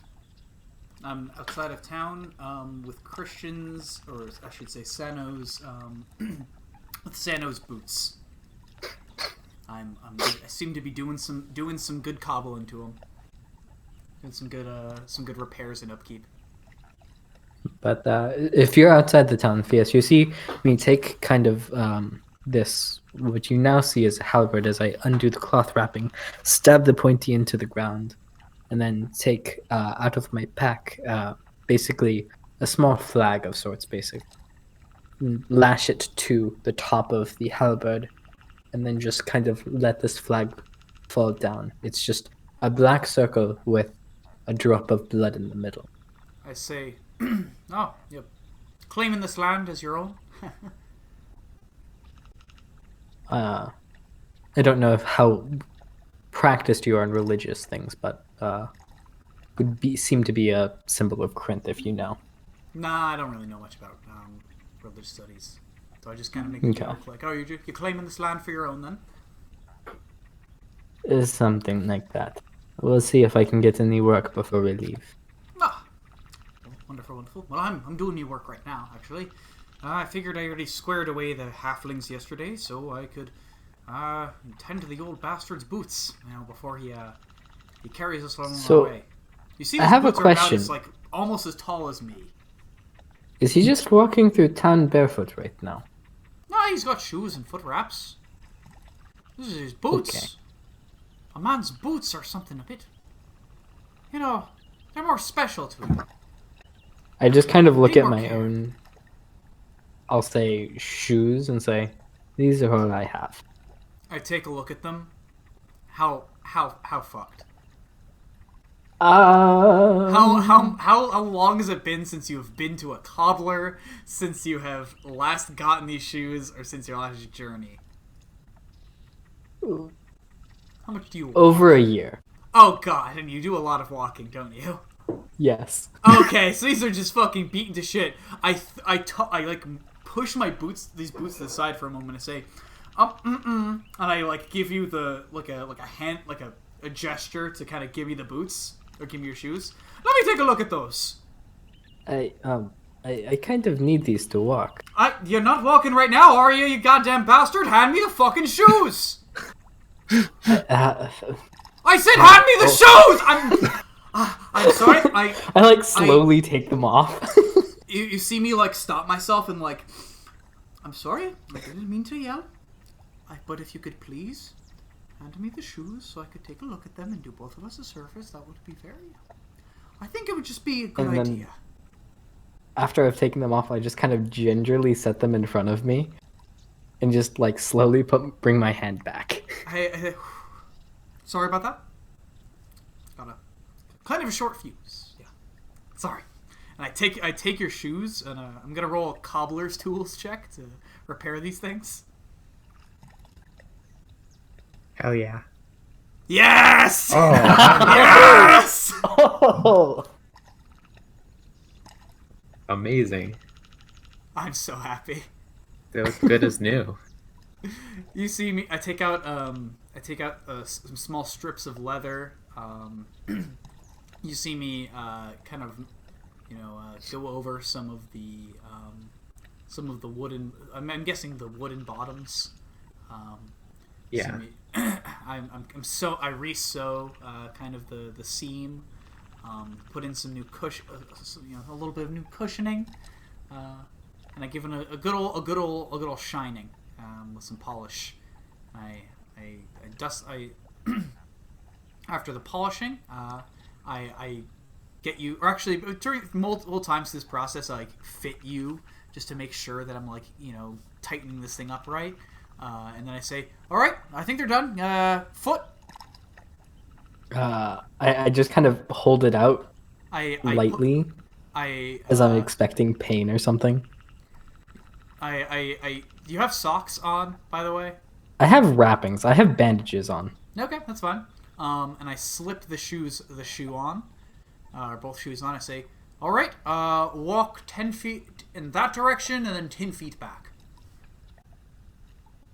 I just kind of slowly rise and walk back. Oh, and I totally use feet instead of fucking meters, by the way, because I'm a cobbler. And I say, all right, how they feel? Coming out a little? Or they seem all well and adjusted? Honestly, these seem just about perfect. I don't think you really could have done a better job. All right.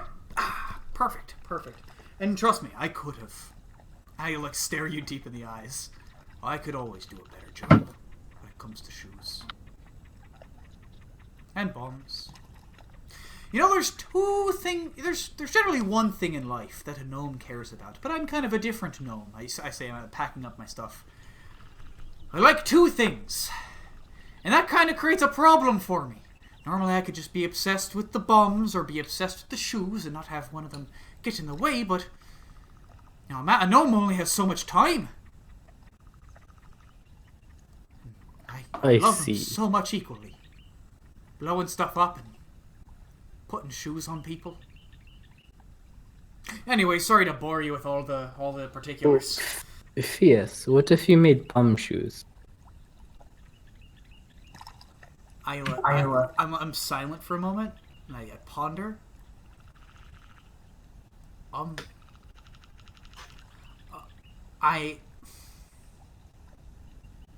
Now, how would that work? How do you think that would work? I mean, I just kind of look at my shoes for a moment and say, well, I think there's a little bit of space at the front, or possibly at the back. Or you could stitch things into the sides. But why would you want that? Well, you said... I don't think it would necessarily be something that you would do to a friend. Oh, you mean sewing in a bomb into someone's shoes so they kick themselves and then blow it up? Oh, well, that would require some kind of impact detonation device, and you see me pull out a fucking notebook and start writing down my notes as I'm kind of vomiting information at you. You see me I'm drawing up some small sketches, and I'll show them to you. I go back and forth on this for a little, basically until the. You see that right there on that sketch there. It just kind of explodes out. Could you maybe channel that to make it just go in a direction? Because if you could do that, then maybe that would help a friend go a little bit faster. Well, I'm not really in the directional sort of business right now. I'm mostly about trying to get them to blow up. It's my main problem. I'm quite a bit away from getting anything controlled. Alright, we're in about payload for now. Oh, I appreciate it, and I appreciate the interest. Most people just look to patronize me. When I hear rocket shoes, someone's just trying to get under me fucking hat, get under me skin. You know what I want? I'm not gonna get into it right now. Well, if people are patronizing you, aren't they paying you? Not the kind of patronage I'm talking about. Right. Anyways, I think our companion should be here around soon. Hopefully. Enter Jangle. So Jangle flops to the nearest butcher store. Cool. You are there. Yes. Jangle opens butcher. I require a great slab of meat. You see a haggard-looking orc, and they say, "What kind of meat? And do you want it live, fresh, or already cut?" Preferably dead. And cut. Sure. Yes. We got chicken and goat today. Give me the goat bone in. You want the whole goat? Django ponders this. How much does it cost?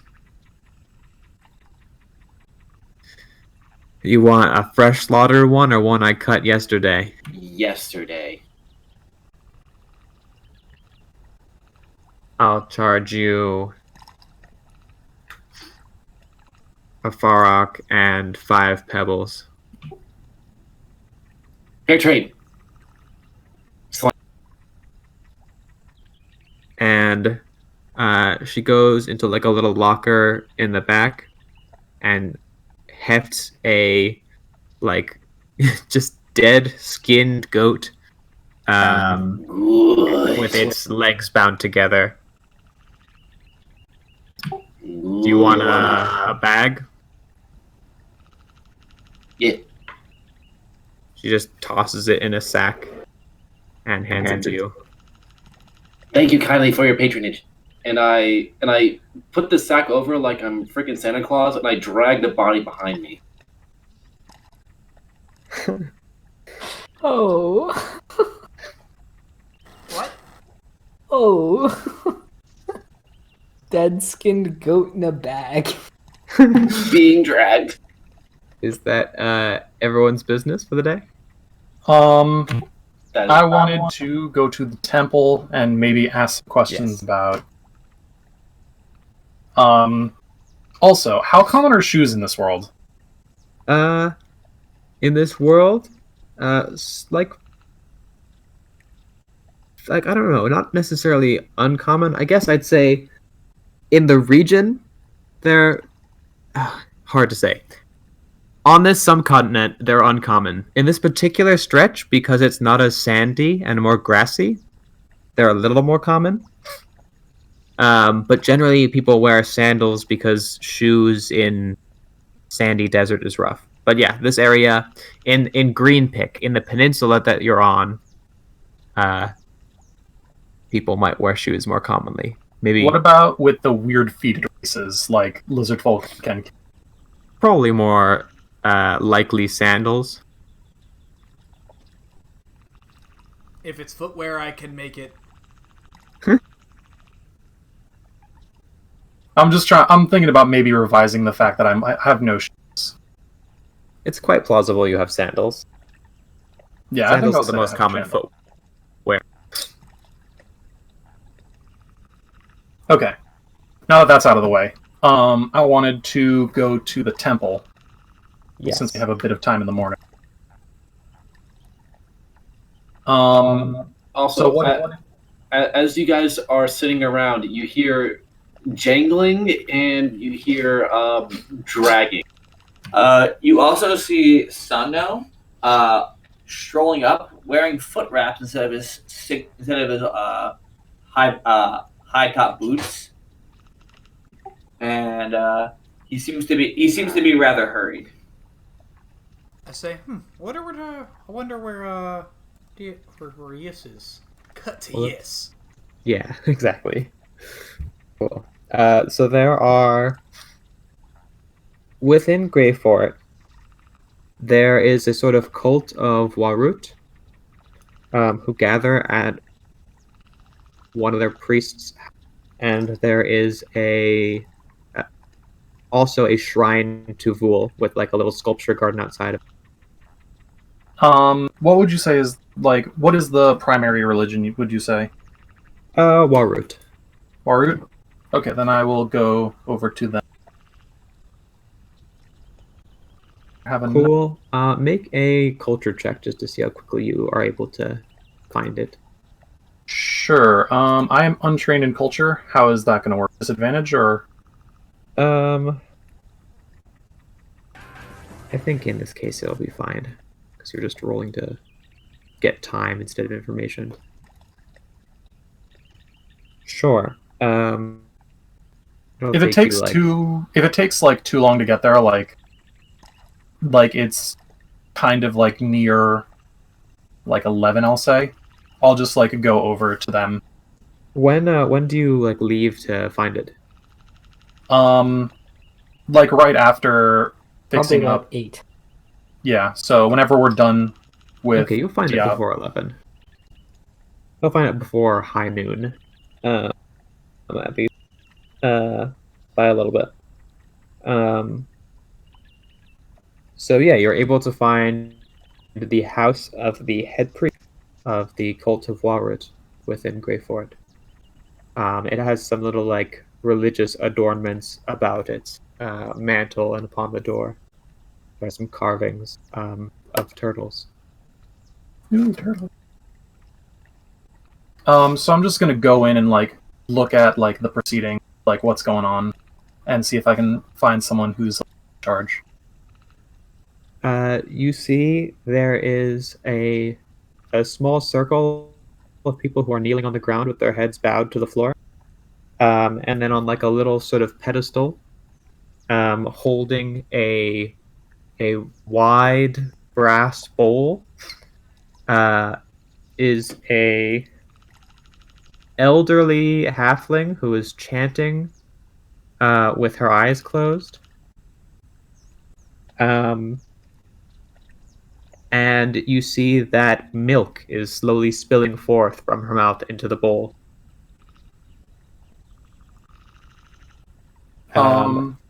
Do I understand what she's chanting? Um, I know. What is? Dwarven, Draconic, and Gnome. Dwarven, Draconic, and Gnomish. Are you trained in linguistics? I assume. I am. Roll linguistics. Yeah. It is an ancient Dwarven dialect that you piece together a little bit. She's reciting some scripture, and also incantations to like, basically bless her body that she may provide. And then you see she places down this bowl as you're like, kind of piecing the meaning of what she's saying because you're working through the style. She places down the bowl, and the people who are kneeling raise their heads up a little bit and sort of lean forward and each take a turn drinking from the bowl. All right. Is anyone like coming in and then like sitting down and joining the ceremony, or is it like of everyone that's there? There are some people who are coming in, but they're sort of sitting back towards the wall. There's some benches and chairs about. Let's see.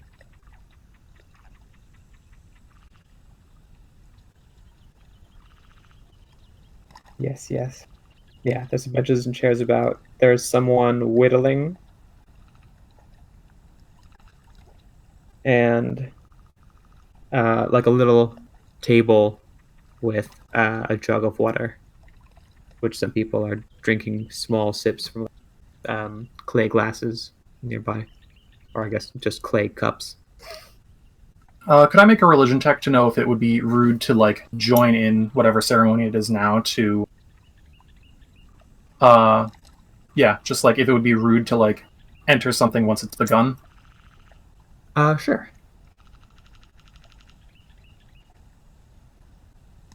Sure. So you surmise it probably would be rude, but you also know that this will probably begin very soon. They'll do it again for a different. All right, so then I'll just like wait and take some notes on what's going on. What was the like phrase that they were saying? Like what were they chanting? Yeah. There were sort of incantations. There were blessings upon the priest, basically blessing their pretty much bodily fluids, so that they could provide for the broader community. That's the gist of it, but it's formal religion, lofty and wordy language. Yeah.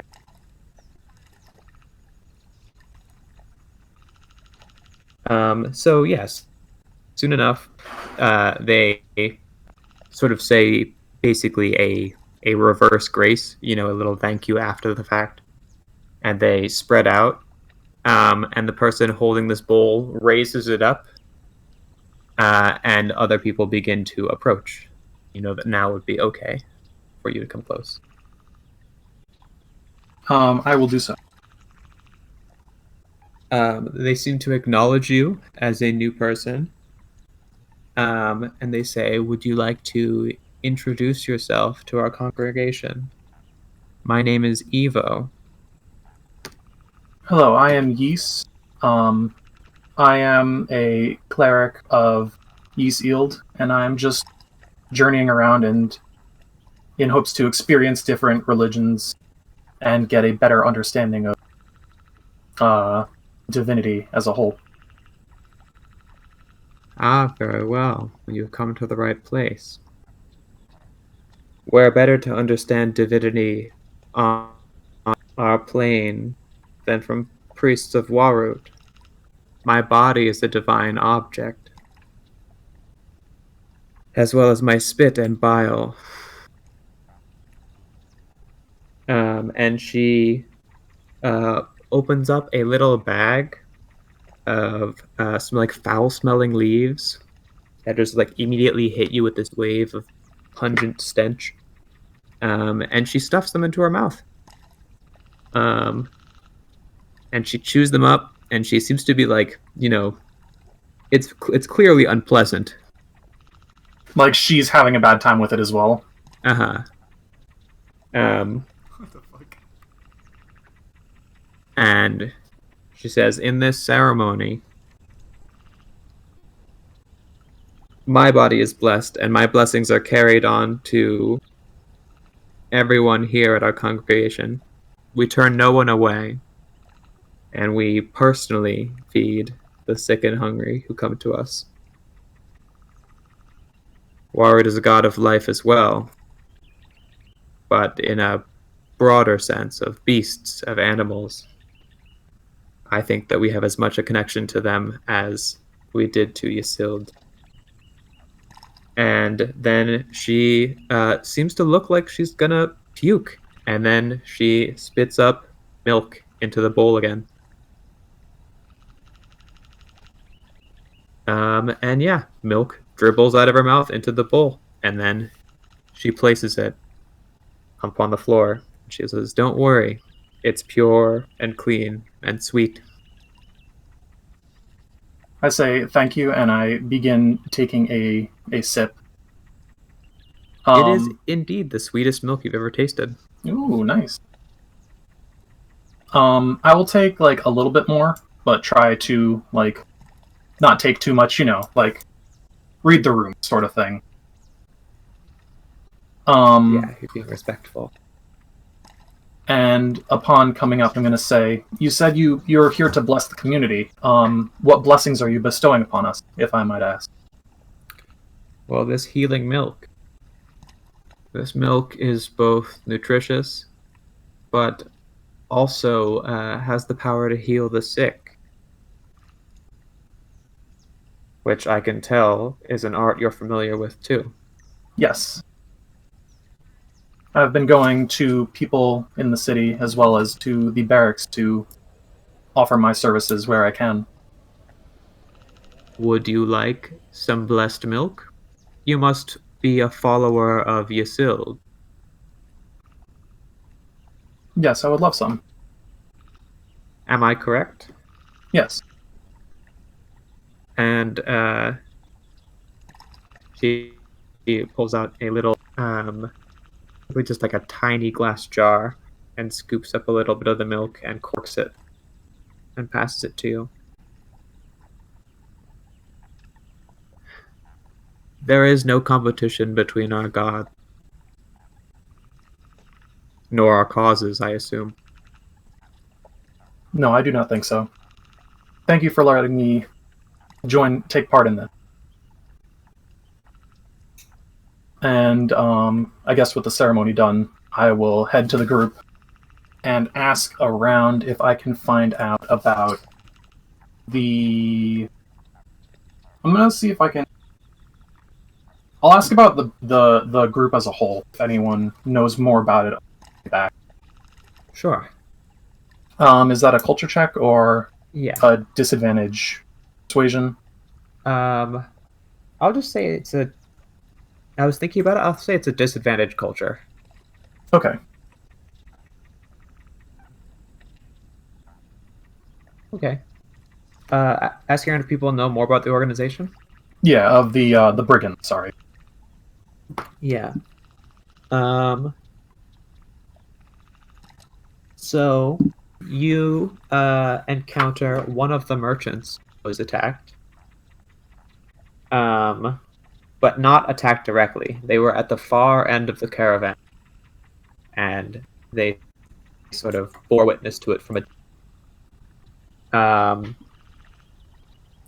And their account is like mostly stuff that you already know. But they say there must have been a half dozen men, at least. Half dozen men and several dogs. How long ago was this? This was 6 days ago.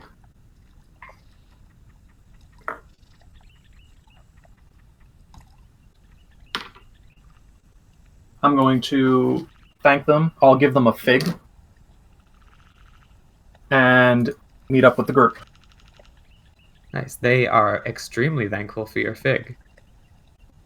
Say, thank you so much. You know what?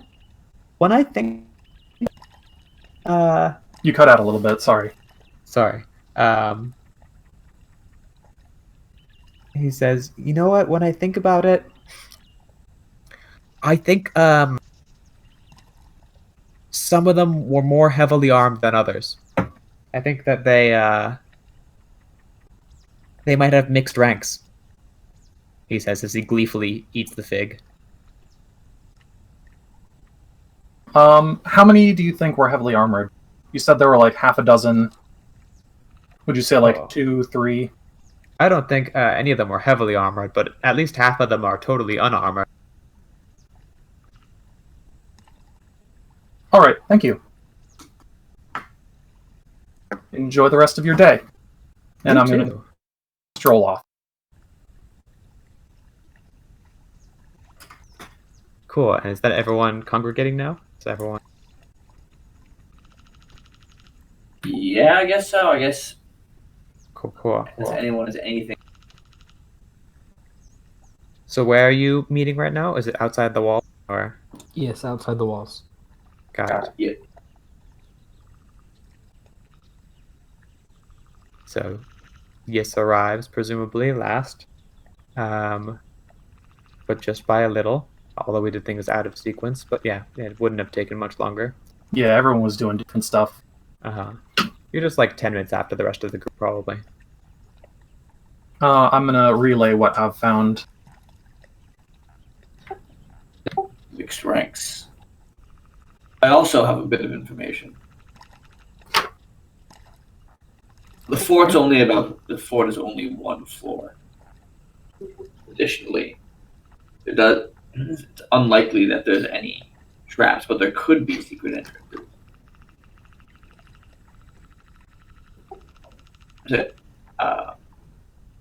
Which could be trapped by them, but there's no traps laid by the original creators. But it's been abandoned for years, decades by now, and there's likely to be low stores of food. Honestly, I don't think that we should be very worried about traps. I think we should be worried about more overt things. Yeah, what's important Also, when you're approaching the fort is that they have arrow slits for archers to pelt those arrows. That was me if they spot us, but I think we should make it so they don't. Fellas, I think we should be worrying about something a bit prior to that. On the way there, we're probably going to have to cross a river.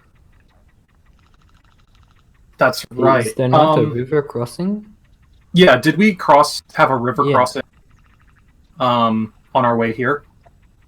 Like, was there a bridge or something? There is not a bridge, or I should say, there is a broken bridge. You likely had to wade, swim, or raft across. All right. So it's gonna be the geography, as I understand it, is this kind of dry area which we're in right now, and then we're gonna kind of see a river, and then we can expect to see some more greenery, scattered trees, and that's where the fort's gonna be. It's not gonna be in the sand, or if it is gonna be a sand, it's gonna be surrounded by at least some kind of grass in some way. You said something about that as well. Yeah, we came up from that direction. So well, we're gonna need something to ford this river in case we do have to deal with the river. I mean, I can swim incredibly well, so I can help people across if things go too bad. Last time what we Lisa, did thank you. was we took and stuck my halberd in on the other. Well, Yes did. He stuck the halberd in on the other side of the river with a rope tied to it. Then we put some rocks on it to weigh it down. If Then we could I get held some, on to the rope, and Yes helped me across. if we could get some lumber, we could perhaps construct a raft. I feel like that's not time effective. What do you mean? We can just swimming in water is as easy as walking on land. All right. Well, do you know what? I mean, my only worry is carrying Sano here. I mean, he's a large man. Are you going to be able to? How much muscle you got on you? Let me see you flex. I mean, the river's not that deep. Oh, I said flex. The other thing that I flex, and you Not can you. see that I mean, he is built with biceps on top of biceps.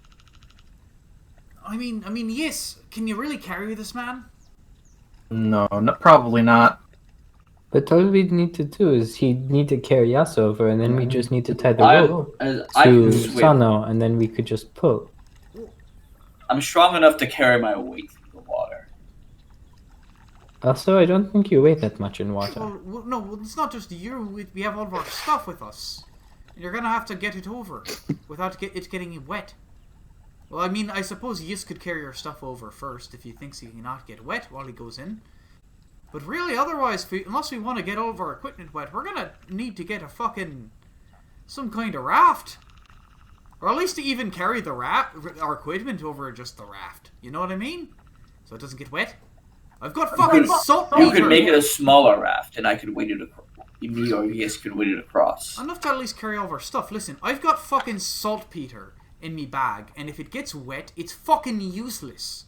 And you know how hard it is to get saltpeter? I'm at the point where I'm shitting in a pot every day and fermenting it to the point where I can use it to blow things up, and I'd rather not have to shit in the pot for that much longer.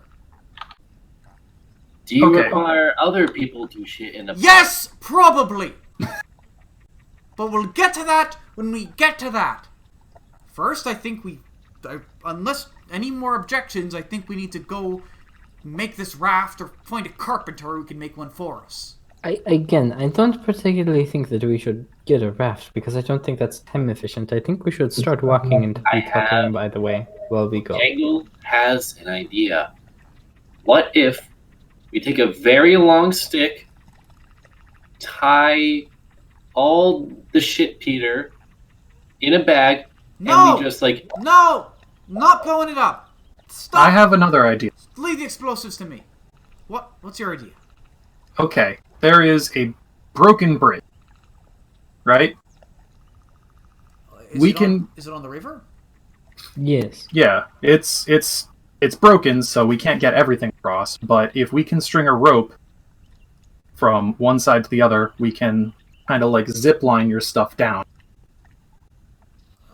But that carries a lot more risk than finding a raft, and, well, they did say we had 2 days.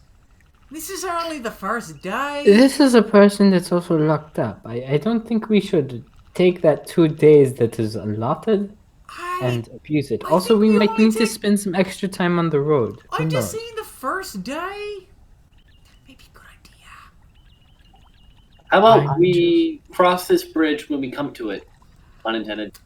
But Well, then there's we're no gonna bridge really to want- cross. Then we're really gonna want the raft.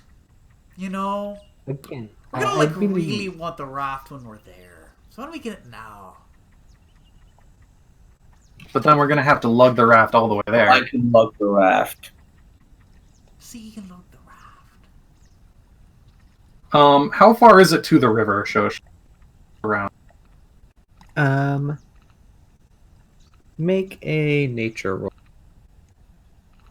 That. Mm. Can I do it with advantage since I was there? Yeah. Can I help him with that? Just so that's like obviously advantage. Oh, there. Also, just so you nice. know, there is an advantage and disadvantage button. Me. So if you click ADV in the bottom left or dis, It'll give your next roll. you then click the skill. It'll roll it at advantage Where is ADV? Look in the bottom left corner next to modifier, to the left of the dice. If you click on any of those buttons, it'll apply it to your next roll. You can also click on modifier and like put a number in. So it'll be a day's travel north, basically. Yeah, probably just short of one. So no, you're gonna be exhausted. I don't think you understand how much I can carry. How about how do we just get the okay. Best of both worlds here. Compromise. We get the lumber, we get the supplies to make it, and then we make it there. And we make it along the way, or something like that. That sound good? And we're only going to be dawdling in town buying the lumber and the rope necessary. I can lash them together on the road. Yeah, actually, yes, I'll say it's just over a day. Looking at it again. Look at my scale. Okay. I mean, I relay it. Alright, yeah, that sound good? If I you s- wish, honestly, I don't think it's necessary with use around, but if you wish. Can he get my bag not wet? Shosh, do I think I could get his bag not wet with my swim speed? Just like keeping it above water with one hand or something? Yeah, or like backstroking with like both of the hands in the air. Probably like mostly. Like one of those things where it might get lightly sprinkled, but it won't get soaked. I mean, it might get a little splashed, but I can definitely get it across. Got fire. Do you have a clay jar? Or a glass jar? Hermetically sealed? Nothing. What do you mean? What's a hermetical seal? I have jars. If you But you're have seeing- jars, just put the saltpeter in the jar, and it'll be fine. You do also know that Grey Fort is known for its glass. Ah. All right. Well, I have jars and vials. It's in my alchemist tools, so I guess I'll just seal everything up. Put your shit in a jar, then let's go. I look at you. I say I seal it all up. But it's. I mean, I think I keep all my shit on Sano's back anyways. I say, I swear to God, if I have to shit in another bucket, it's gonna be Don't your worry, shit. you have all of us to shit in a bucket. I know. I'll pass. That's You not got shit in enough. the bucket. I'm really gonna need the saltpeter. Now let's get walking. I take and undo my flag and put it back in my thing, redo the cloth wrapping on my halberd, and stick it back on my back. So no, I have a goat for you. What? I have a whole goat. Big one. Oh, a goat. Yes. Oh, is that A goat. Yes. very well? Yes. I hoist the body up, and Is it dripping blood? No, it's a day old.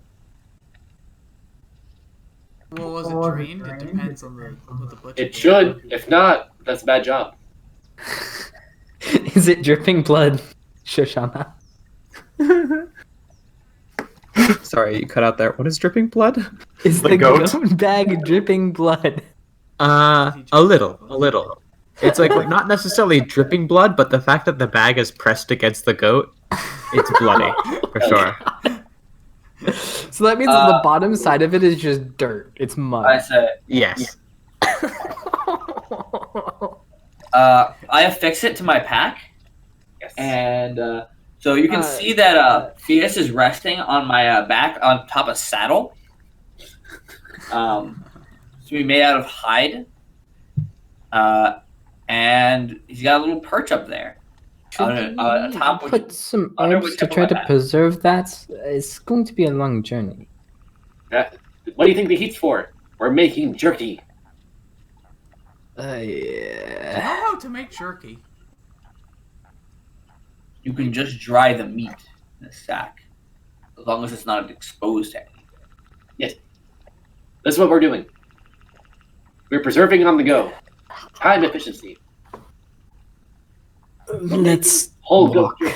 I just start walking away.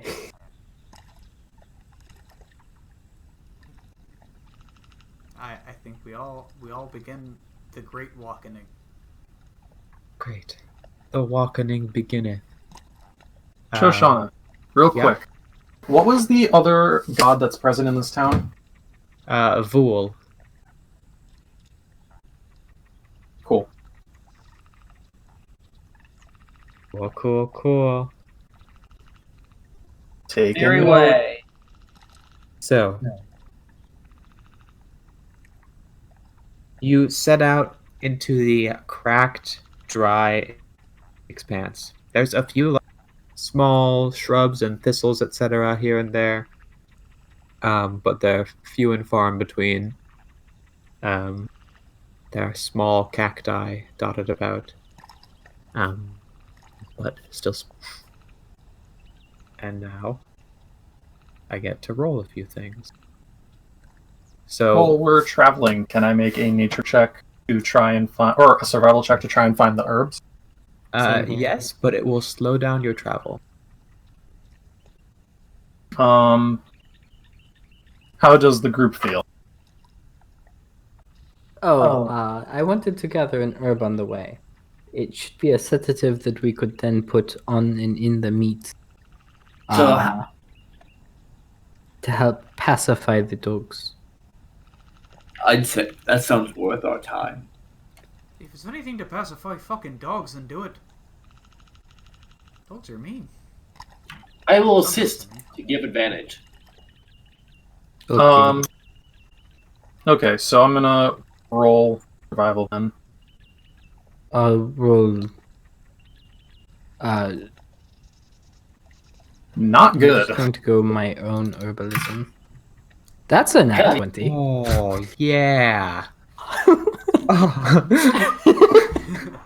The tools checks. Yes. What time of day you find that? Cool.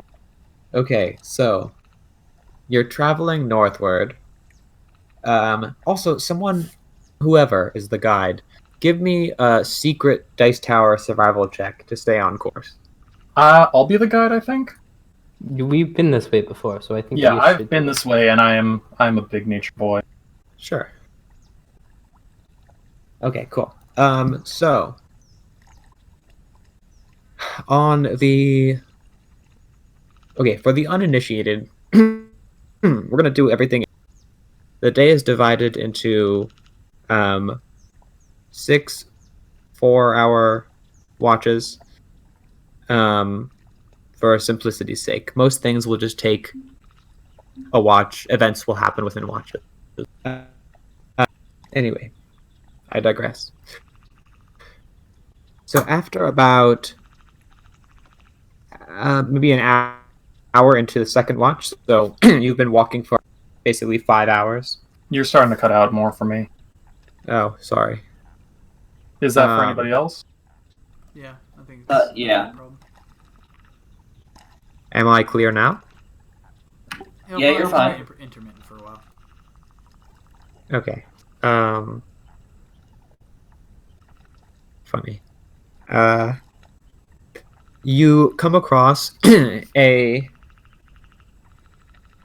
Is the plant that you're looking for a real world plant, or is it a? Forget. I don't. It's a remember. real world plant. Okay. Which one?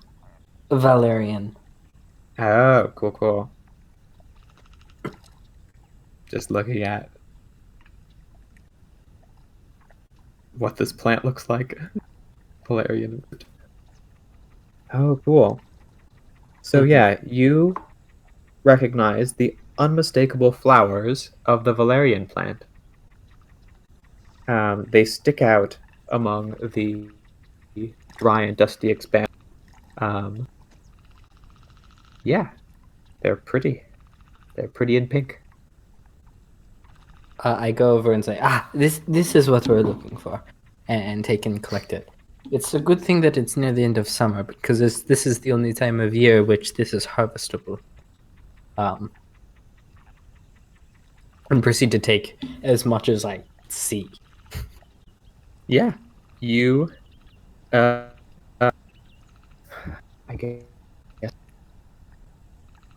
I don't know how to quantify it, but one Almost. whole valerian root plant. Cool.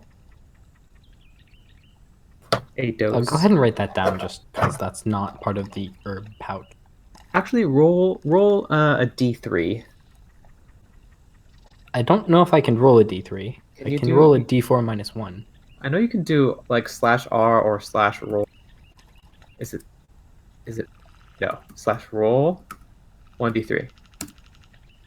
Damn it. Okay. Roll a Sure. d6. Yeah, One, roll a two, d6. 4, 5, 6. And divide by 2. Yeah. The classic. 2. Cool. You get 2 doses of valerian root. Okay. Hefty doses that could work on a humanoid. Kill a man. Help a man. You could probably, even get, 2 dogs with one of these because they're a bit smaller. Okay. So I could get like 4 Theases. Got it. Yeah, basically. I'm a hardy boy. I got 12 con.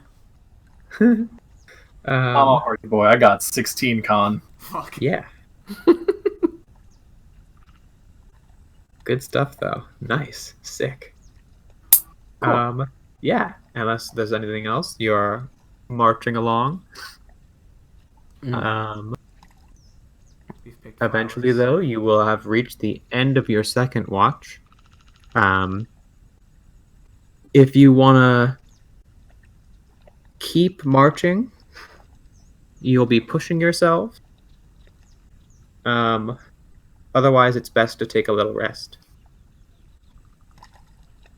I think there's no reason to push ourselves. We're not in a huge hurry. Just So is this like evening but not night? Well, you probably set out around just before noon. yeah. So it'd be night, Okay, so like not the dead of night, but like 7 or 8. Okay. I Yeah, think we should go off to the side of the road a bit, set up a camp, no fire, and just rest. Now with the fire, do we want to cook things or No fire. eat what rations you have? I should have packed ahead. I brought the bucket. For afterwards. should I do a survival to find us a spot? Yep. Do you want it in the tower? Yes. Theus, Oi? do you have a way to produce kind of extreme heat to dry out herbs? Produce extreme heat. Oh. I've got some. If we had a more slow paced, I would simply bring out a stone container, more or less, and just dry the herbs in the sun. Let me But see what I have in an alchemist kit. Yes, you find a sort of dip in the earth beside a lone tree as the land is starting to get a little bit greener now. So you think that basically, if someone is looking across the land, you beneath their line of sight I might be beneath the in the last. indent. Okay, Cool. I say we camp here. Keeps us off the horizon. Seems good to me. Sano squats down and lets Fias get off, then begins unpacking.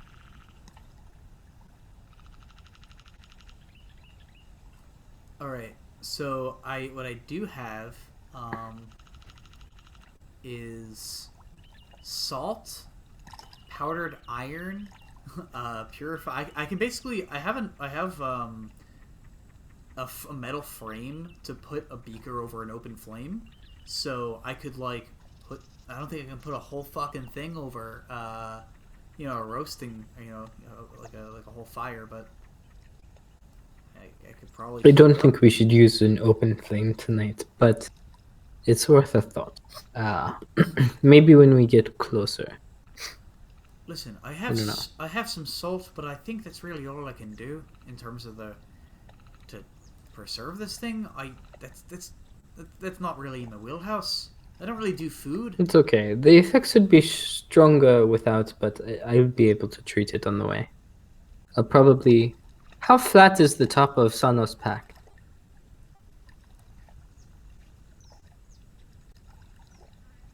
Sano?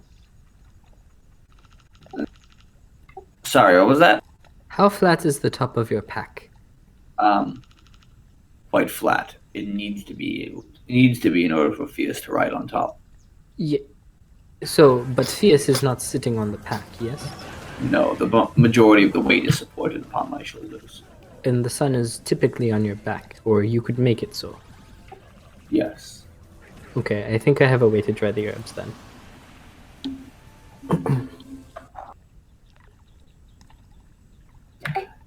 Alright, that works. You're to affix them to my pack, yes. Use it as a will. drying rag with direct sunlight.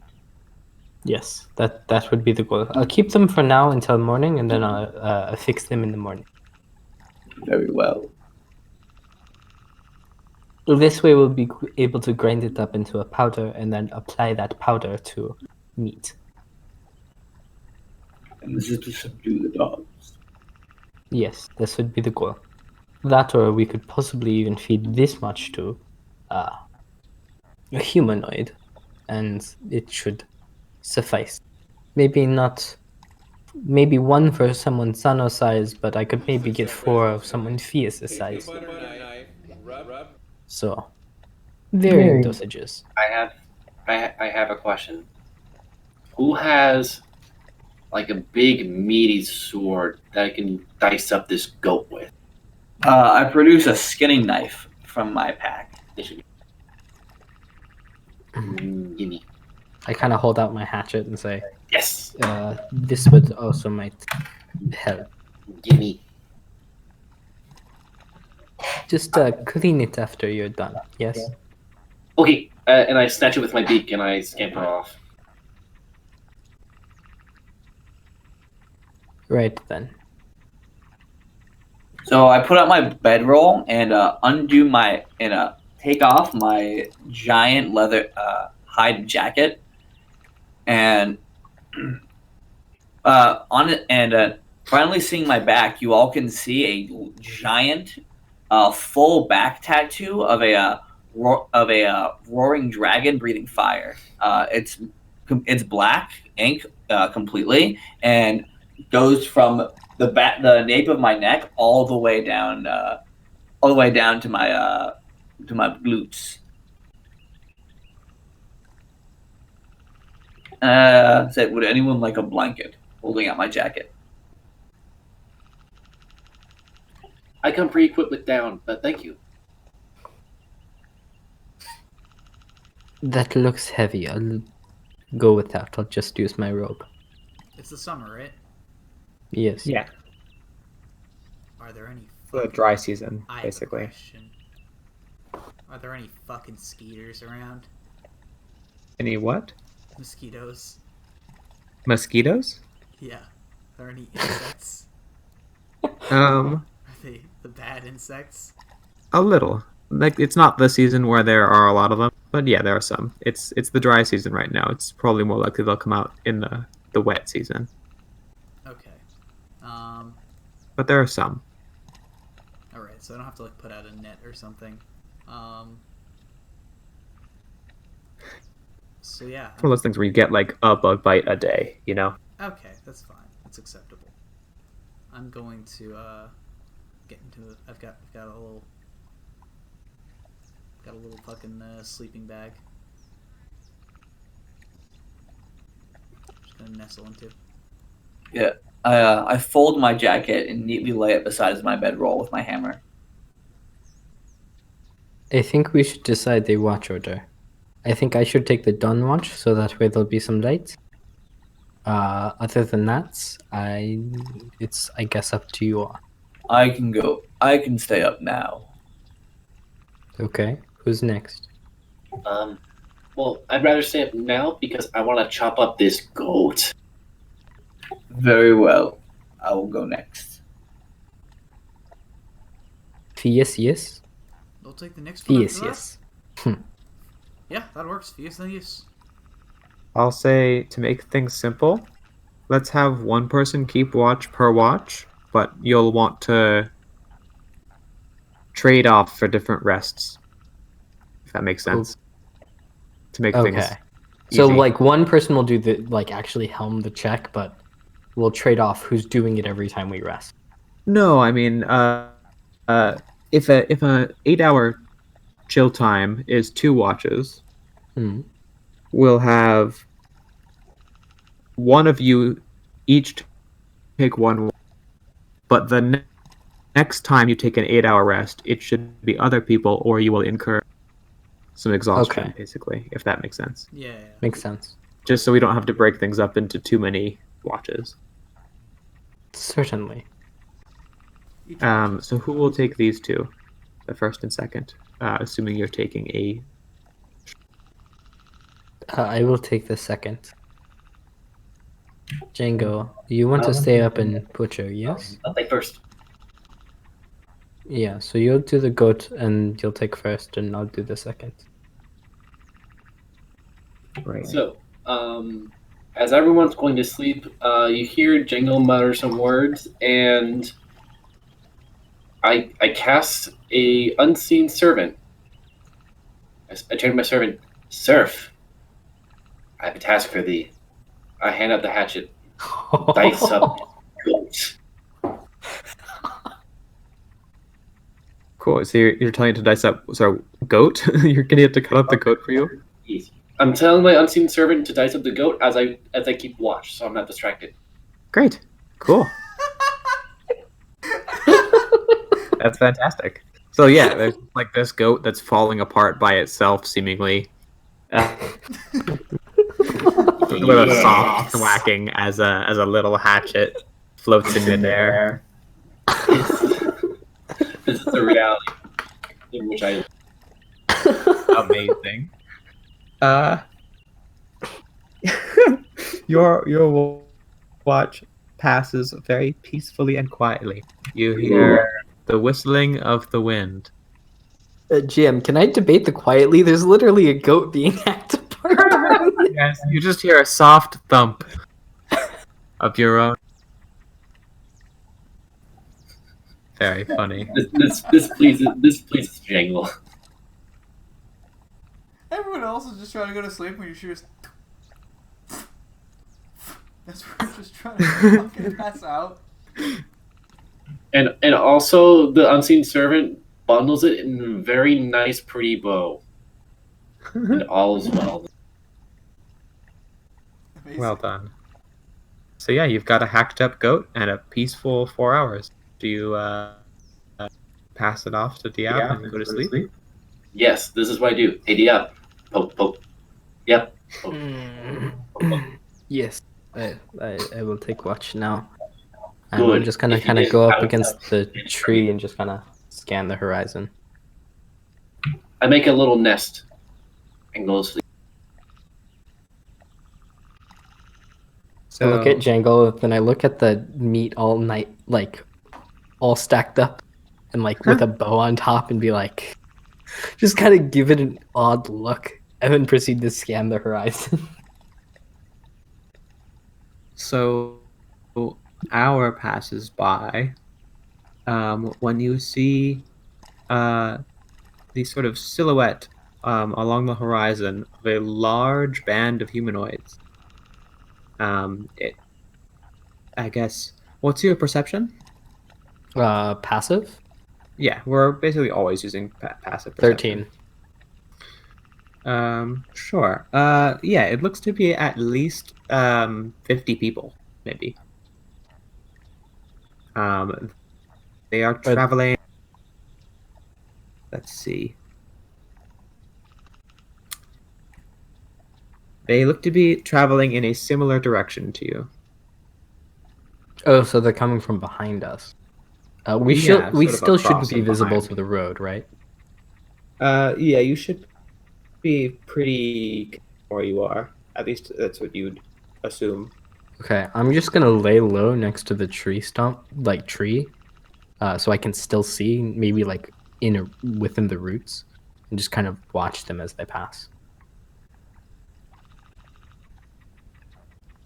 They seem to pass pretty quietly. Do they seem armed, or are they just like a caravan traveling, or what's the group particularly look like? It's very hard to tell because it is now sort of, I guess it's like early morning, maybe.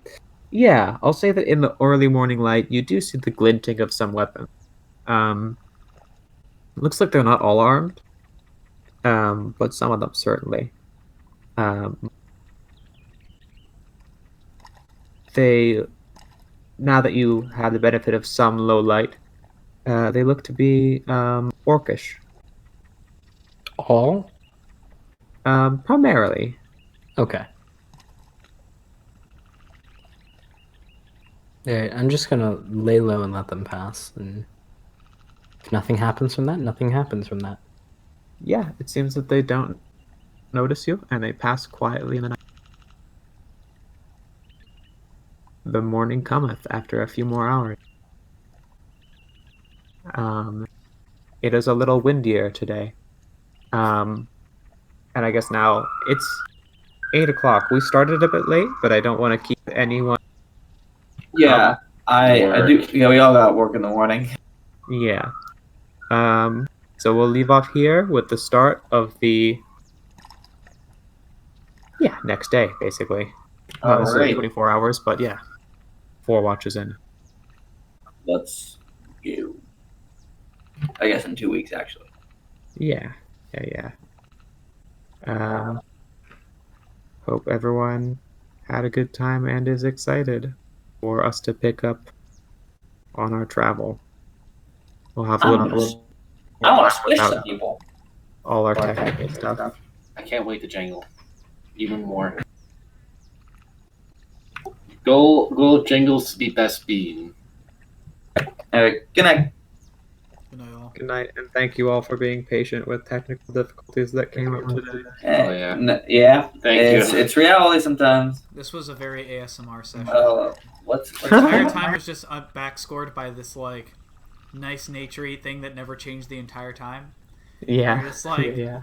We were, the topics of our discussion were just like traveling and like found a flower, made some shoes. Yeah, it was very chill, very low key. Chop up a fucking goat. Chopped up an invisible chopping up a goat. Like, come on. Very Lo-fi desert beats to listen to, 10-hour mix. Lo-fi hip-hop beats to chill / chop up goat too. 10-hour mix.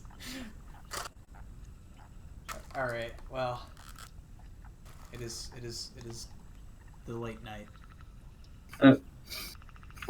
Alright. Cheers, everybody. Is everyone good for 2 weeks from now? Just to make sure. So that day, me and 2 weeks from now it's the 7th. Oh no, fuck it, we're good. We're good. Oh, first. First? We're fucking good. Wait, I'd be good on the 1st. I wouldn't be good on the 8th, but yeah. Okay. The first, yeah. Hello? Isn't the first Yeah. day the weekend of Thanksgiving? Yeah. Actually, yeah, you're right. Wait, hold But on. it's a solid, like, I don't know, 1, 2, it's like 3 days after So, Thanksgiving. oh yeah, you're right. Yeah, So we're we're gonna be in coming Maine. back from Maine that day. We're usually back, but I mean, you're definitely fine.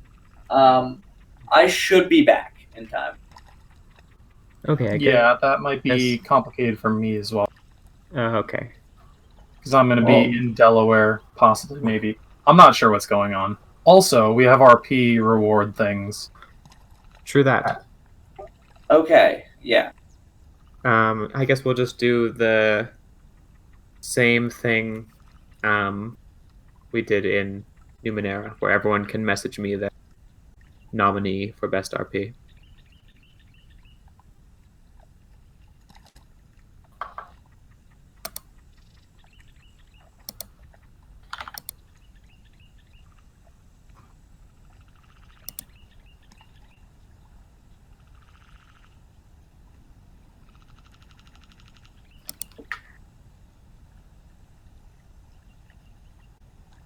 And there's just one more. Just waiting for your vote, Pi. Pi is still here. Sent via messenger. Ah, okay, got it. Ooh, interesting. We have a tie. How do you I like to flipped handle the this? coin in that case. Yeah, I was gonna just. I guess I'll do that. Cool. The reward will go to Diab for this session. You will Yay. get to roll a d10. It's a D. It's a D10. Oh, that's a 10. Ooh. You get the rare one. You get a mercy.